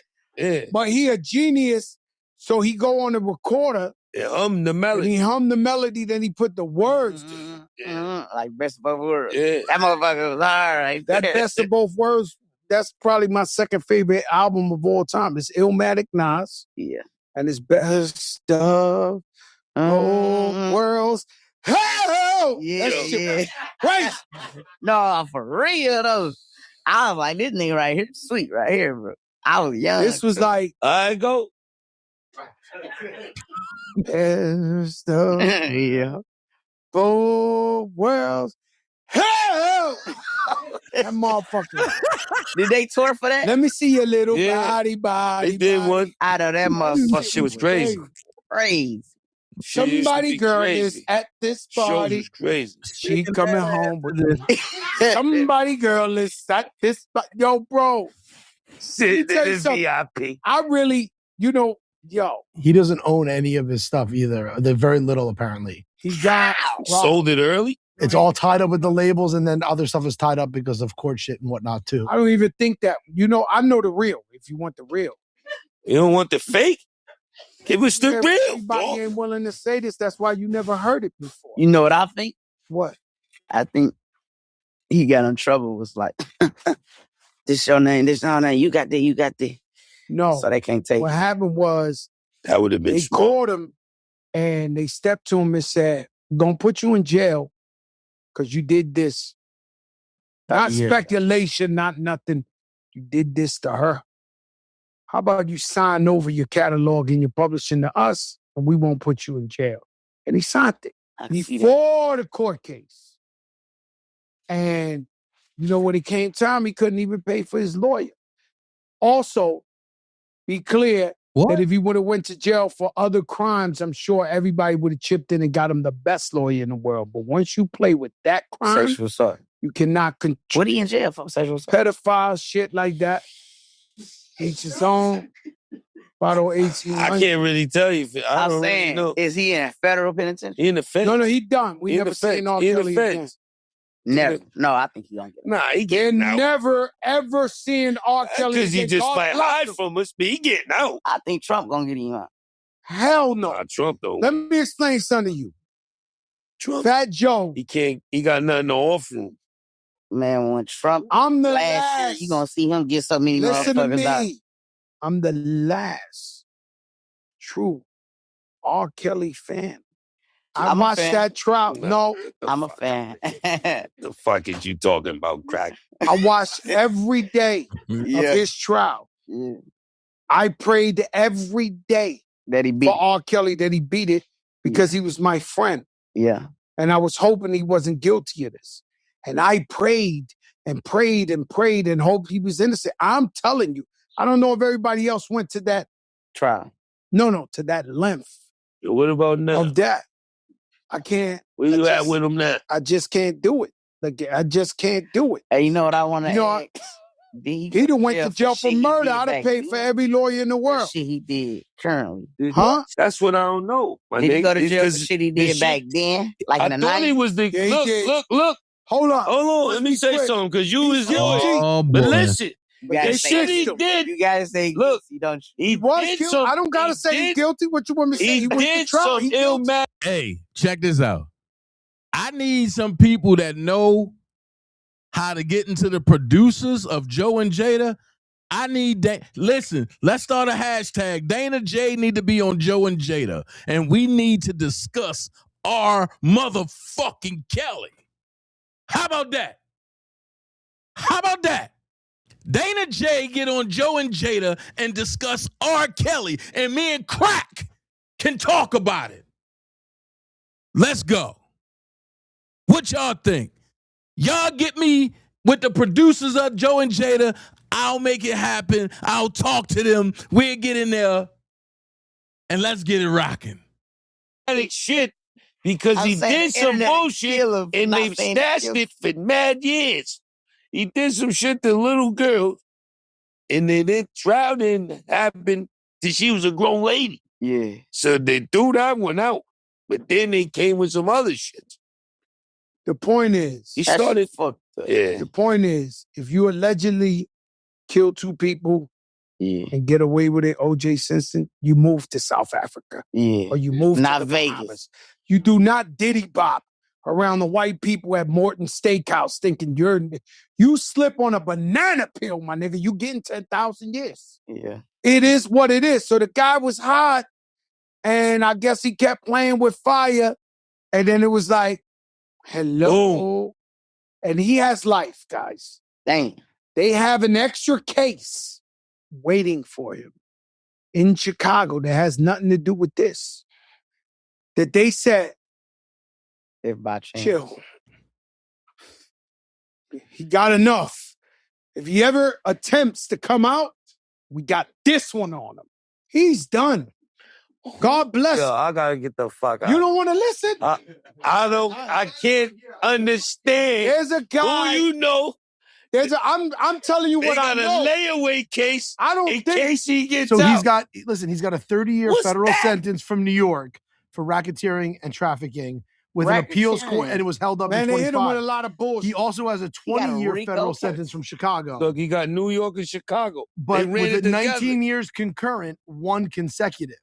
Okay. Listen to what I'm So saying. 19 of that would be time served, right, in New York, and then he has to do a one. So it's a 31-year sentence technically. If you want to Google the case they got sitting there for him for whenever he thinks he's coming Pull out. that up. Manuel Noriega. Fucking shit out. Manuel Noriega. Layaway R. Kelly case. Manuel Pull it Noriega up, though. used to own Panama. The United States got rid of him, put him in jail. The minute after 30 years, that nigga thought he was coming home. France hit him with a case for 34 years. That's what they're gonna do to him. You compared Manuel Noriega to R. Kelly is R. Kelly is Manuel Noriega. And he's the biggest guy of our time besides fucking Michael Jackson, bro. God bless the man. That's all I could say, and the victims and everything. We not, I wrote it out. Nah, Crack. You can't have that both ways. You just said that if it was a murder charge and you would have paid for his lawyers. But because it's some fake ass made up shit, you gonna rock with the feds? Nah, nigga. Nah, Crack. No, we ain't doing that. I need to get the producers of Joe and Jada. This what we doing now. That's what we doing now. Let's get the producers of Joe and Jada. I need to come on there. Let's meet Jada and Joe talk. Simple as that. Simple as that. Me, Jada, and Joe talk. Because evidently Crack is slipping a little bit. It's something that he don't know. There's a lot he don't know.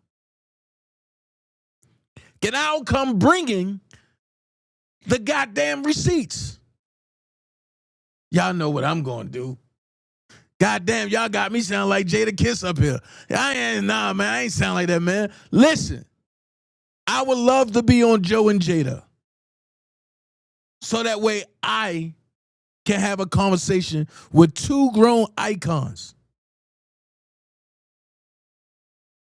about another icon. See, I don't see nobody else trying to do this. I don't see none of the friends trying to do this. To the last, trust me, I wrote it out to the last. People were telling me I'm crazy. I'm like, yo, I'm praying, I'm going this. Once you, it's nothing I could do. It's not, it is what it is. All right, let's move on.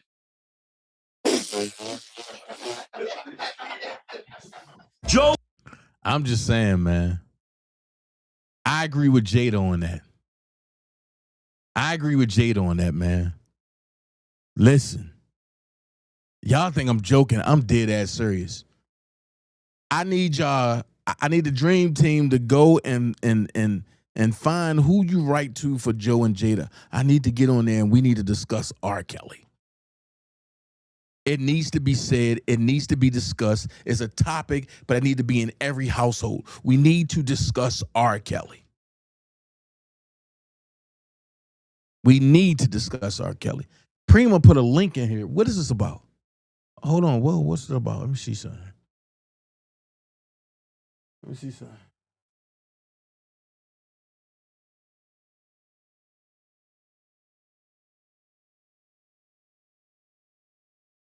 Hold on.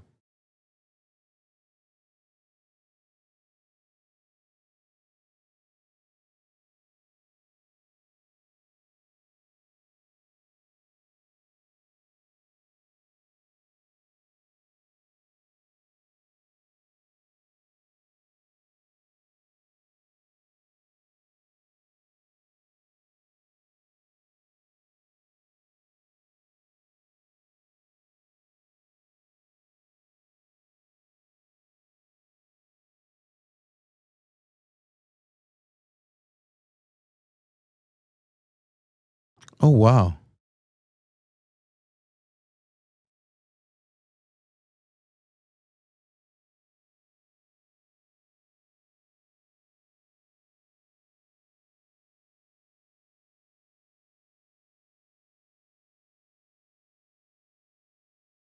Wait a minute. Okay. So my question is,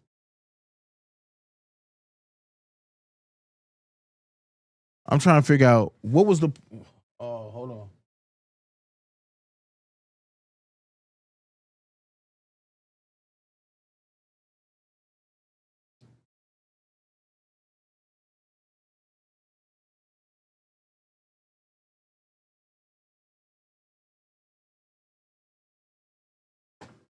Colin Cowards, the Ryan of Rock and Rock Nation are the producers.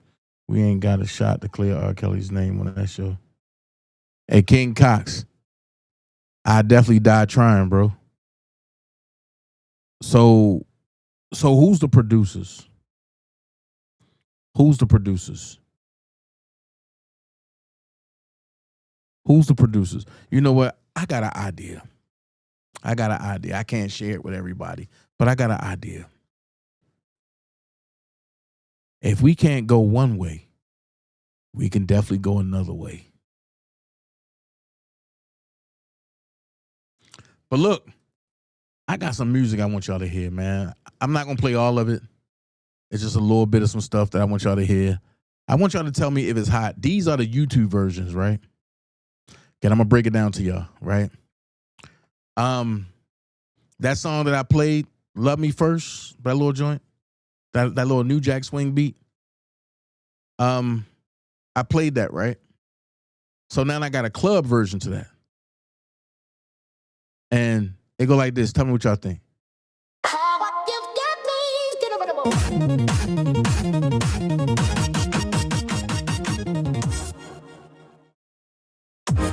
Yo. Dana J.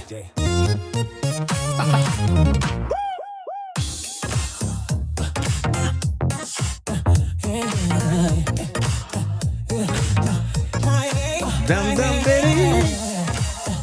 I should have put that there. Oh, dum diddy, oh no. Get it, J. Use all the cracks I was hiding in plain sight. Still pulled up on me like you gon' be alright. I was busy moving fast, chasing the next thing. Y'all tell me what y'all think. You was steady loving me like if it's hot, put the fire flames up. If it's not, put the ice cubes up. When my pride was out, when my phone was dry, you stay consistent. You ain't try to own me, you just showed me how real love feels. Kill me, Tay. That's real. That's real. Say it again. That's real. Say it again. I was guarded, you was patient. I was broken, you was gracious. You ain't wait for me to change, but you love me first. Made my day, me first. Love me first. When I didn't even love me right. She believed in the man I was become before the wins, before the lies. Energy, love me first. No conditions, no rehearsal. Now I'm standing on my word. 'Cause a real one love me first. I done seen love come with strings and stress. You came clean, no mess. You didn't weaponize my past. You let me breathe, let me grow, let me last. When the world was loud, you was my peace. When my ego flared, you spoke to me. Not trying to change me, just challenge me. That's how you build a man properly. Talk to me, say that. I was running, you was rooted. I was lost, you was intuitive. You ain't need proof for birth.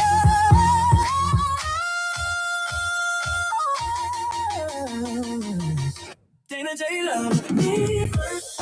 Love me first. When I didn't even love me right.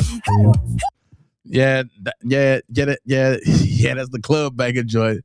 That joint gonna kick, but that didn't make the album. So just imagine how the one that made the album sound. Jesus Christ. I got an R&B version of that too. It go like this.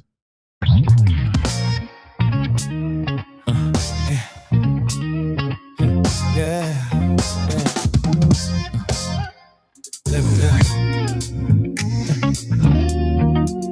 I ain't asking for permission. I'm asking for understanding. Can I live? Yeah. I've been carrying weight they don't see on me. Still standing tall, but it's heavy on me. I don't need the noise when I walk through the door. Yeah. Just your arms and a little piece, nothing more. I ain't perfect, never claim to be. But everything I give you, come honestly. I give you presence, I give you truth. Just don't make me feel cage loving you. Yeah. Slow it down. So I don't move out, I move real. Every promise I make, I feel. I ain't chasing the night or the thrill. I just need you to let me live. Can I live, love? Neighbor, still come home every night. Every night, can you let me ride? Still believe in the man I was becoming. It's what always before the light. Can I live up? Live up. Go permission on me, cause I'm last man on my way. Cause a real run, love me first. That's right, I ain't asking for distance from you. I'm asking for trust to come through. Every king needs space to think. Every real love. Yeah, so I got that joint. I got this song that I wrote out of the blue called MySpace. I don't know what I was thinking about, but I wrote out the blues called MySpace. It go a little something like this. It's a ballad. So it go like this. This is the YouTube version. Everything that y'all hear is YouTube version. Ain't none of this on the album. Check it out. Tell me what y'all think about this. Something don't feel right. Listen. I walked in slow, key still in my hand. You didn't even look up when I said, hey, damn. Pillows moved, sheets still warm.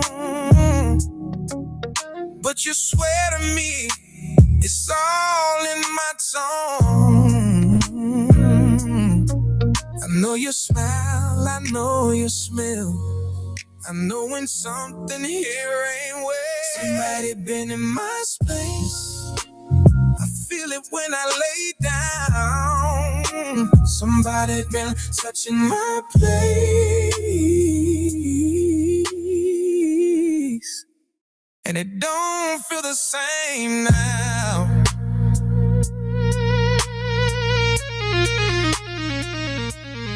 I ain't checking phones, I ain't playing roles, but patterns don't lie when love get cold. If it's someone else, say it straight. Don't let me love you too late. I don't wanna leave you. I'ma be blind. Just give me truth now before I lose my mind. Somebody feeling my stays. If it ain't true, swear it to my face. Just tell me. That joint's called MySpace.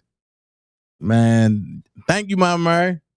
Mama Murray said it was hot. Everybody else ain't say nothing. They was like, okay, it's a little dark. That's a little crazy. Yeah, that song called MySpace. I have the album version that's crazy. So everything that you hear is an album version, is a YouTube version, and I just got like a throwed off version. So I'm not doing a double CD. I'm not doing a double drop. It's just I'm gonna do 13 songs. And I'm gonna give you hotness, 13 songs. This song right here, y'all probably heard me play this before. It's called Stomping with the Big Dogs. Shout out to Donat. He's out. But Donat, inspired me to do this song. And because, people was talking about, you ain't a big dog, Shit. Donat said, ain't you a big dog? I'm a big dog. Ain't you a big dog? Yeah, so I had to do something for Donat. This song is Donat inspired. It's called Stomping with the Big Dogs. Go like this.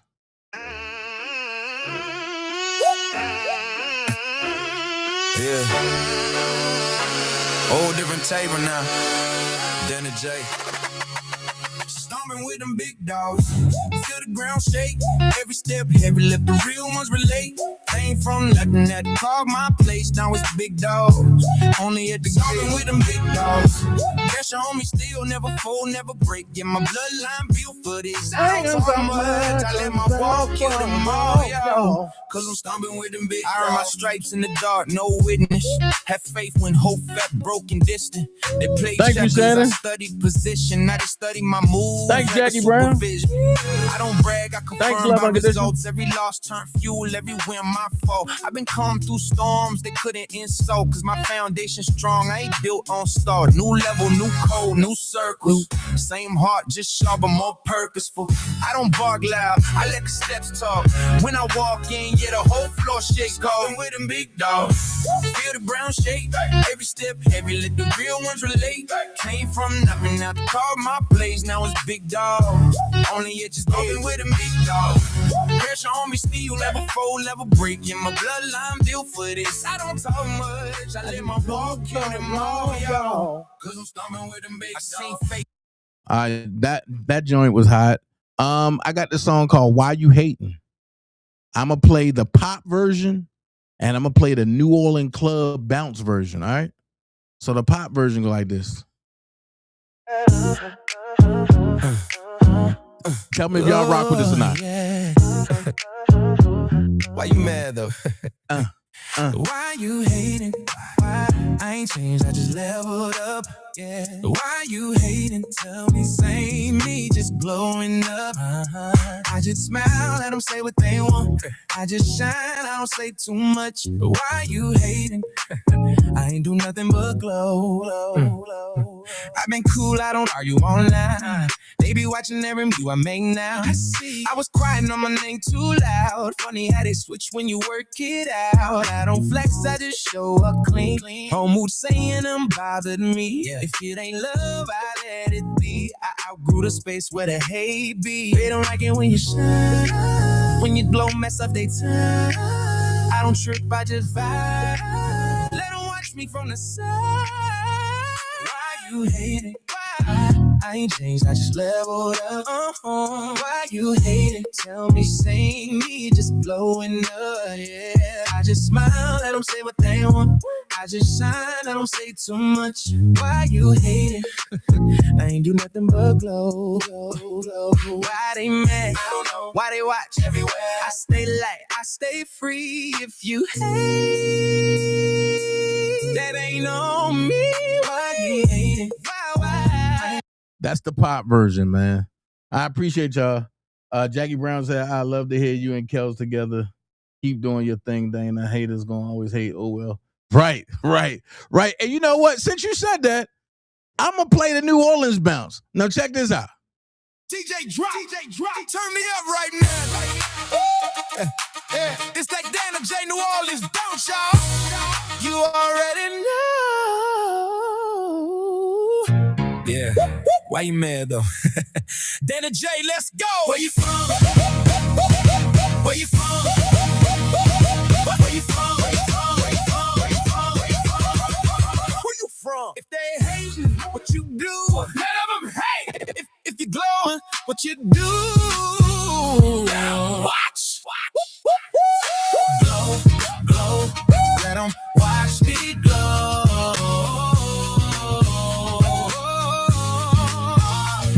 Why you hate? I ain't changed, that just leveled up. Yeah.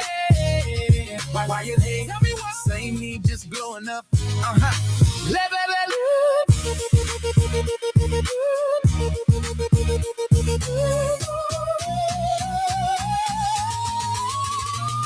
I just smile, let them say what they want. I just shine, I don't say too much. Why you hating? I ain't do nothing but glow.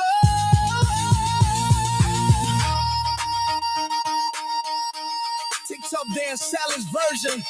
Why you hating challenge? Dance length 15 seconds. Count 1, count 3, 4. Count 3, 4. Count 3, 4.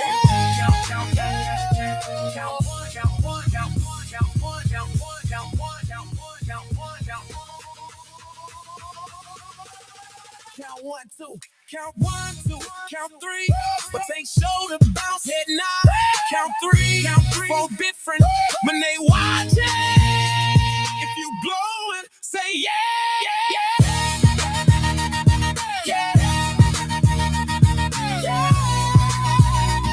If you glowing, say yeah. If the haters say oh. Yeah, that joint, that's the New Orleans club bounce. And just giving y'all a little bit of that joint. That's a TikTok dance too. So be looking for it because it's about to be some TikTok joints. Now I'm about to get into my bag, man. I'm about to get into my R&B bag. I'm just showing y'all the versatility. I'm yeah. I'm about to get into my R&B bag, right? Some people told me like, yo, you need to make this like a trapped in a closet type joint. Because I did a song called Still My Weakness. But then I did a her response, and then I did a his response. But it's different titles. So this song is called Still My Weakness, right? Nope. No, hold on.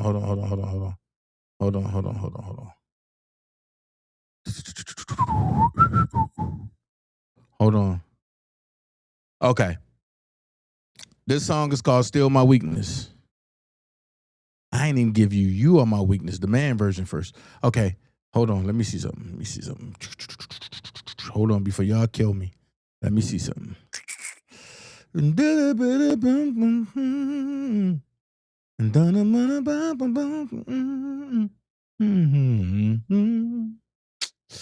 Okay, so this song, I'm gonna play y'all.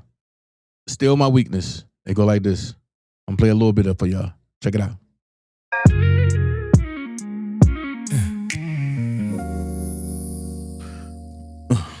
I know I don't deserve this moment, but I gotta tell you the truth. I was moving reckless, calling it freedom.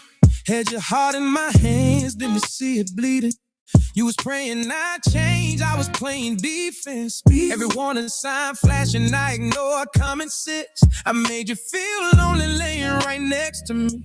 That's a hurt I can't erase, I gotta live with it. You love me loud, I loved you halfway. Now I'm paying full price for the choices I made. My fault. I see the nights I left you crying. Said I'm fine, but I was only lying to myself. If you never let me back aside, I understand why. But I still owe you this truth to me. Still my weakness. Even when I don't deserve it. I broke your trust, crossed your limits. Still I'm begging for forgiveness. I know sorry, don't rewind it. But my heart's still calling your name. If loving you is my sentence, then I'll serve every day. I confuse being a man with being desired. Let my ego burn down everything we built in the fire. You held me down when I was nobody. Down famous in your pain, that's the part that bothers me. I don't blame you if you walk away slow, cause I taught you how to love me by how I let you go. I've been humbled by the silence in your voice. Funny how losing you finally gave me a choice. I was wrong, so wrong. If I couldn't do the nights I lied, I'd trade every win for one more try. I ain't asking you to save me now, just hear my heart before you share my weakness. Even when I don't deserve it, I broke your trust, crossed your lips. Now hold on, fellas. I had to get in my R. Kelly bag. And you know how R. Kelly write a female version for this stuff? For the stuff, right? So I'm going to give you a female version called You Are My Weakness. Female verses are sung by my homegirl from back home. Her name Myra. She's moving down here, but she graced me with her presence. And it go like this.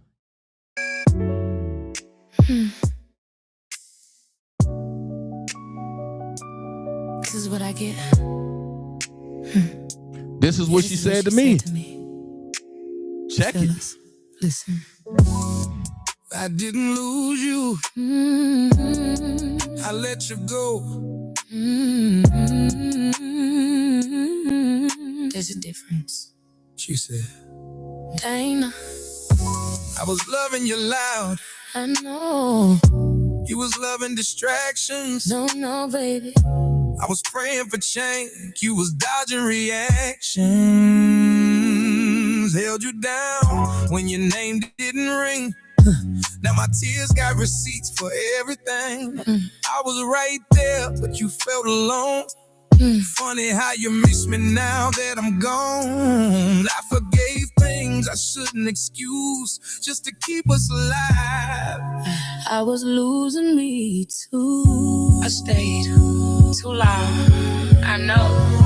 I cried myself to sleep beside you. Still defended you when they tried you. I loved you more than you love the truth. That's the part I can't undo. You were my weakness. I gave you more than you deserve. I broke myself trying to fix it. Still hoping you were lying. I know love ain't blind faith. But I stay younger than I should. If loving you was my sentence, then I served every day I could. You called it freedom, I called it tame. You made me feel crazy for feeling slain. I made excuses just to survive. Why you were choosing yourself every time. I don't hate you, but I brutalize. That love me staying while you slowly die.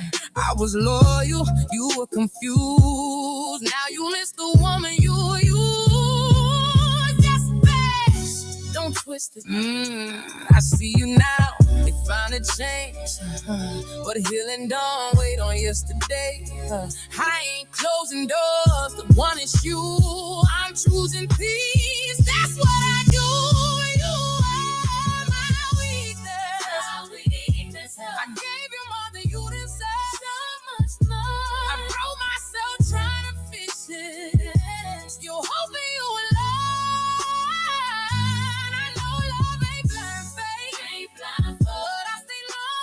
should. Your loving you was my sins. Then I served every day I could. I lost myself loving you. That's the part you never knew. You even gave me your voice now. But I already paid my dues.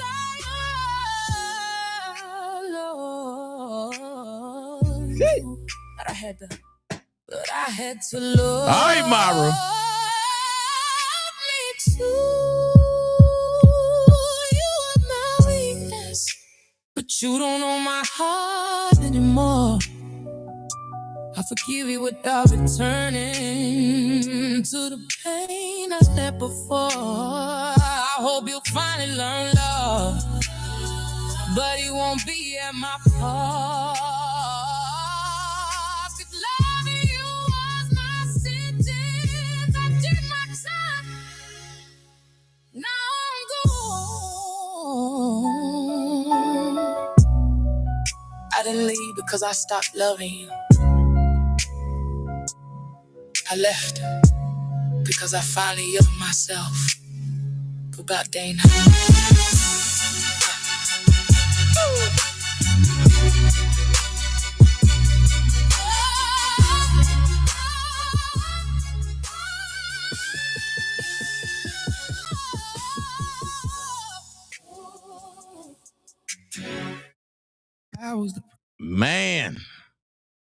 Man. But y'all know, fellas, I couldn't let it end with a woman beating us, right? So I had to come back with a response to that. You know, I started out with Still My Weakness. I wrote a female version called You Are My Weakness. Then I came back with I Was the Problem. The guy's response. See how they go? When you want to take the power out of a sting, you just admit that you was wrong. Check this out. I was the problem. I was the problem. I was the problem. I heard your truth and I ain't running from it. Every word cut cause it wasn't bluffing.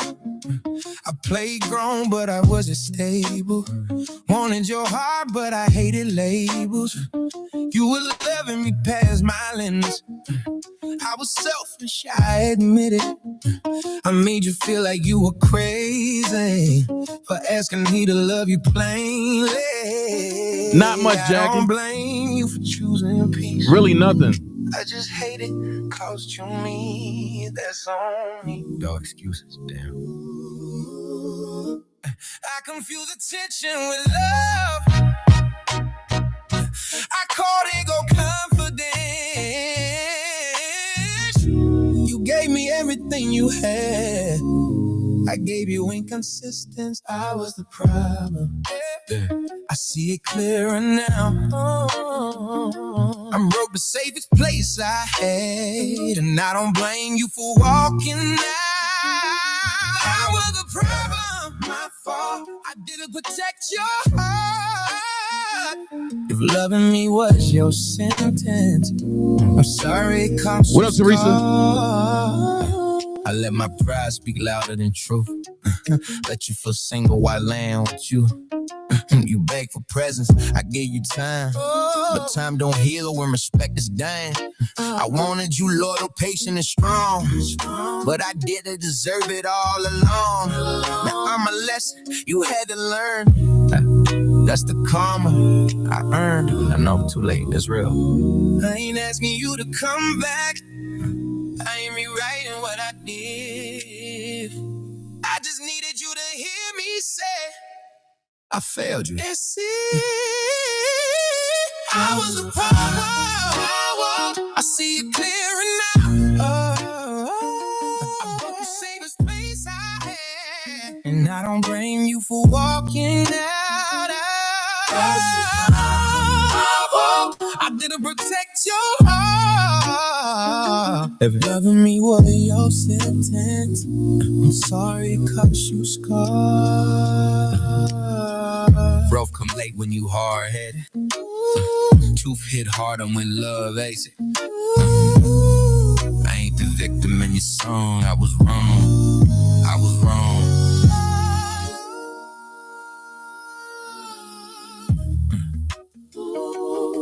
I love.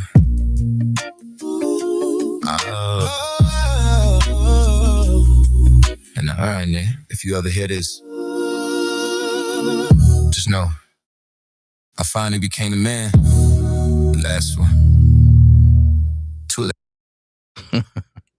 So yeah, man, I got some bangers for y'all, man. But everything you hear is YouTube version right now, so ain't none of this on the album. None of this. So if y'all be like, yo, I want to hear that on, man, ain't none of that on the album. None of this. None of this joint is on the album. I'm looking for something right now. Let me see. Oh, like this song right here? Man, I had to get in my Swiss Beats bag. Check this out. Yeah. That's the only song that's on the album that y'all heard. Turn the lights off. Let the truth breathe. Dana Jet.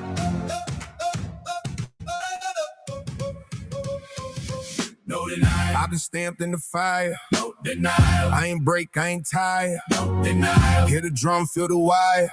When the truth start knocking, they get real quiet. No denial. Every move got weight. No denial. I survived my fate. No denial. You can see it on my face. This grown man pain don't fit. I don't yell, I let the drum speak. Heart cold, mind sharp, hunger undefeated. I've been boxed in, lied on, misquoted. Now the same mouths wanna act devoted. Pressure thick like fog in the cell block. Every win costs blood, every loss taught. I don't beg God, I negotiate through discipline, sacrifice, and total faith. They soft in the comments, brittle in life. I stood on business when the odds had a knife. I don't move fast, I move precise. One wrong step turns success to a price. Cap. No denial. I've been stamped in the fire. No denial. I ain't break, I ain't tired. So yeah, man, I got some stuff for y'all, man. I got some stuff that's gonna really shock folks. I'm definitely gonna put one of the Dear Roberts on there. I ain't gonna tell you which one because I ain't play it for y'all. So man, listen. Whatever people say about you, let them say it. Whatever they gonna say about you, they gonna say it probably 1,000 times. Here's what I say now. The ones that believe it, stay away from them. That's all. The ones that believe it, stay away from them. Because if you got people in your circle that believe a lie, you don't need to be around them. Stay away from the people that are liars. Stay away from the people that believe the liars.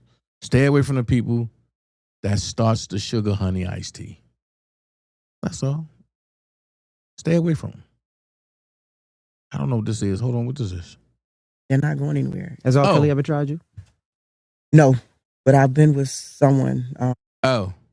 Can't play that yet. Can't play that yet. Can't play that yet. Sorry about that. Can't play that yet. But my song, the video that I'm in called Crunk Tonight, it's coming out. And the song is called Crunk Tonight. The song is called Crunk Tonight, and the album is called Crunk Ain't Dead. It's a movement that we doing in the South that I jumped on when I got down here years ago. And it go like this.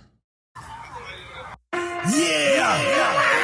Your boy Big Sam. Mr. Quack it in, bitch. With Mr. Quack. Man, y'all got amnesia. Put some sauce on. I just don't give a f. Standing on the table with the weed bottle. I just don't give a f. Standing on the table with the weed bottle. That joint just hit. That shit crazy. It hit crazy. Look at this joint. With Mr. Quack. Man, y'all got amnesia. Put some sauce on. I just don't give a f. Standing on the table with the weed bottle. Young crook, I just don't give a who. Standing on the table with the weed bottle. Young crook, So when I tell you we working, man, I got this track that I'm working on that I'm trying to get Lord John on. It's gonna be crazy, but I'm trying to get that. Like freed up so I can get Lord John on this joint. I'm gonna have something to have Duck Hunter on this joint. It's gonna be bananas. It's gonna be bananas. It's gonna be bananas. I'm gonna have some interviews with some people in the industry. Duck Hunter gonna be over here. I'm definitely gonna get Big Sam. I'm gonna interview some folks. And I got some things going on. So just stay tuned into the Dana J Show. Trust and believe. Trust and believe. Stay tuned. Don't forget that Dana J seasoning, y'all. Dana J hood season, man. I'm talking about that white dirt for all your vegetables and potatoes and anything from the garden, salads and everything. They got that Cajun. Oh my goodness, they got that ooh yeah. Don't forget that seafood. And last but not least, he got this thing called tropical. Go to Dana J Spices at yahoo.com. Don't forget, man, go stream my brother joint, Chris Terry and LaChat. They got a song called Twin. Called Twin. Yo, that joint is hot. Go stream LaChat and Chris Terry's song called Twin. Don't forget, like, share, subscribe, Chris Terry too. All right? Don't forget Prima Donna. Go like, share, subscribe, Prima Donna News. Also, don't forget Prima Donna Pastries. Listen, this little short lady, when she put her hands in that dough and that yeast and stuff and that sugar, it will change your life.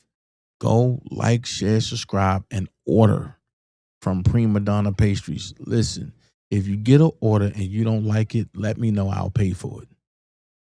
And don't be ordering something and then eat it all up and then say, I didn't like it just so I can pay you back. No, When you order from Prima Donna, get a review. Just like Dana J. If you order from me, give a review. If you order some seasonings, give a review. If you order some oxtails, give a review. If you order some lamb chops, give a review. Because I'm going to make sure that you come back for more. And I know Prima always going to do that. And like I say, when it warms up, we're going to start doing virtual cook-offs.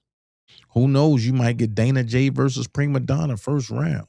You might get Dana J versus Toy first round. You might get Dana J versus Niecy first round. You might get Dana J versus Miss Lady T first round. Oh, I'm gonna win that because that's all she cooks is oodles and noodles. So I'm just telling you. Psych, Miss Lady T, I'm joking. I'm telling you. At the end of the day, listen. Chris Terry is on a mission. I'm definitely on a mission. Listen, this how you know that your fam is working. I sent him a track 3 weeks ago, and he didn't get to it yet. And the track is fire. That's how you know he's working. And you don't get mad. You support. And that's where I'm at. You support. Just because a person is working and you don't got to have a reason, support them. If you got an extra $25 laying around, you got an extra $50, instead of going to go get that little weed and get that little drink or whatever, you see somebody, striving, support. Throw that 25 that way. Throw 10 of that 25 that way. You keep 15. Throw 5 that way. That's how you get blessed. I just gave you the antidote to helping somebody. When you see somebody that's striving, that's going, you throw him something. You throw him or her something if you have it. If you don't have it, that's understandable. Pray for him. Reach out to him. Let him know that everything will be all right. All right? And I ain't saying nothing that I didn't do. I ain't saying nothing that Chris Terry ain't do. I ain't saying nothing that Prima haven't done. At the end of the day, you don't see us go around bragging about stuff. Oh, I did this. Who does that? If you got to brag about it, don't do shit for me. I get it out the mud. And it's bad that we got to get that way. So for all the haters, understand one thing. This is not the type of tea I want. It's over for you. This is not the type of tea I want. It's over for you. With that being said, you don't have to be great to get started, but you have to get started to be great. Be someone important, be yourself. I thank y'all for rocking with me tonight for 3 hours. Without y'all, it wouldn't be no me. Until tomorrow, Dana J want to say thank you. And Dana J is gone. And thank everybody that donated. Thank everybody that had the will to donate it. I want to thank everybody that didn't donate. I just thank you for being here. Like, share, subscribe. Let's build this 10,000 thing. Over on TikTok, like, share, subscribe. Let's build this 10,000 thing. And we coasting. We out. Rumble, like, share, subscribe. Let's build this thing. Instagram, like, share, subscribe. Let's build this thing. We out. Until tomorrow, Dana J want to say thank you. Sometimes a misty rain that gently touches my soul. Feels just like fire shut up in me. Yeah, simply lose control. Oh, rain down, follow me. Let your love just fall like raindrops, rain. Follow me. Oh, rain down, follow me. Let your love just fall like raindrops, rain. Follow me.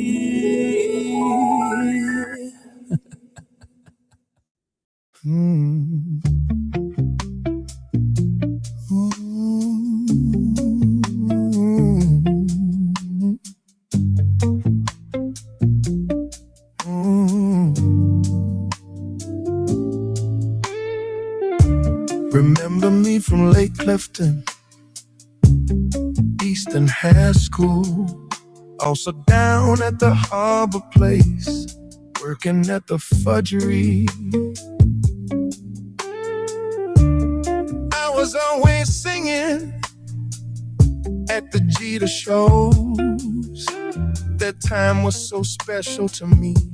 There's so much more to Dana J than what the eye can see. I want you to know I love you. I want you to know I need you. Where would I be without you? Nowhere, nowhere, nowhere, nowhere. Feel it in my music, along with the stories I bring up. I'm never gonna lose it in no way, no way, no way, no way, no way.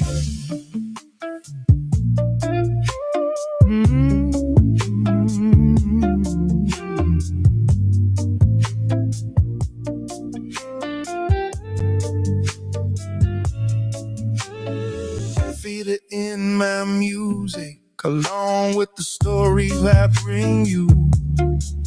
I'm never gonna lose it. No way, no way, no way, no way. Another Dana J classic.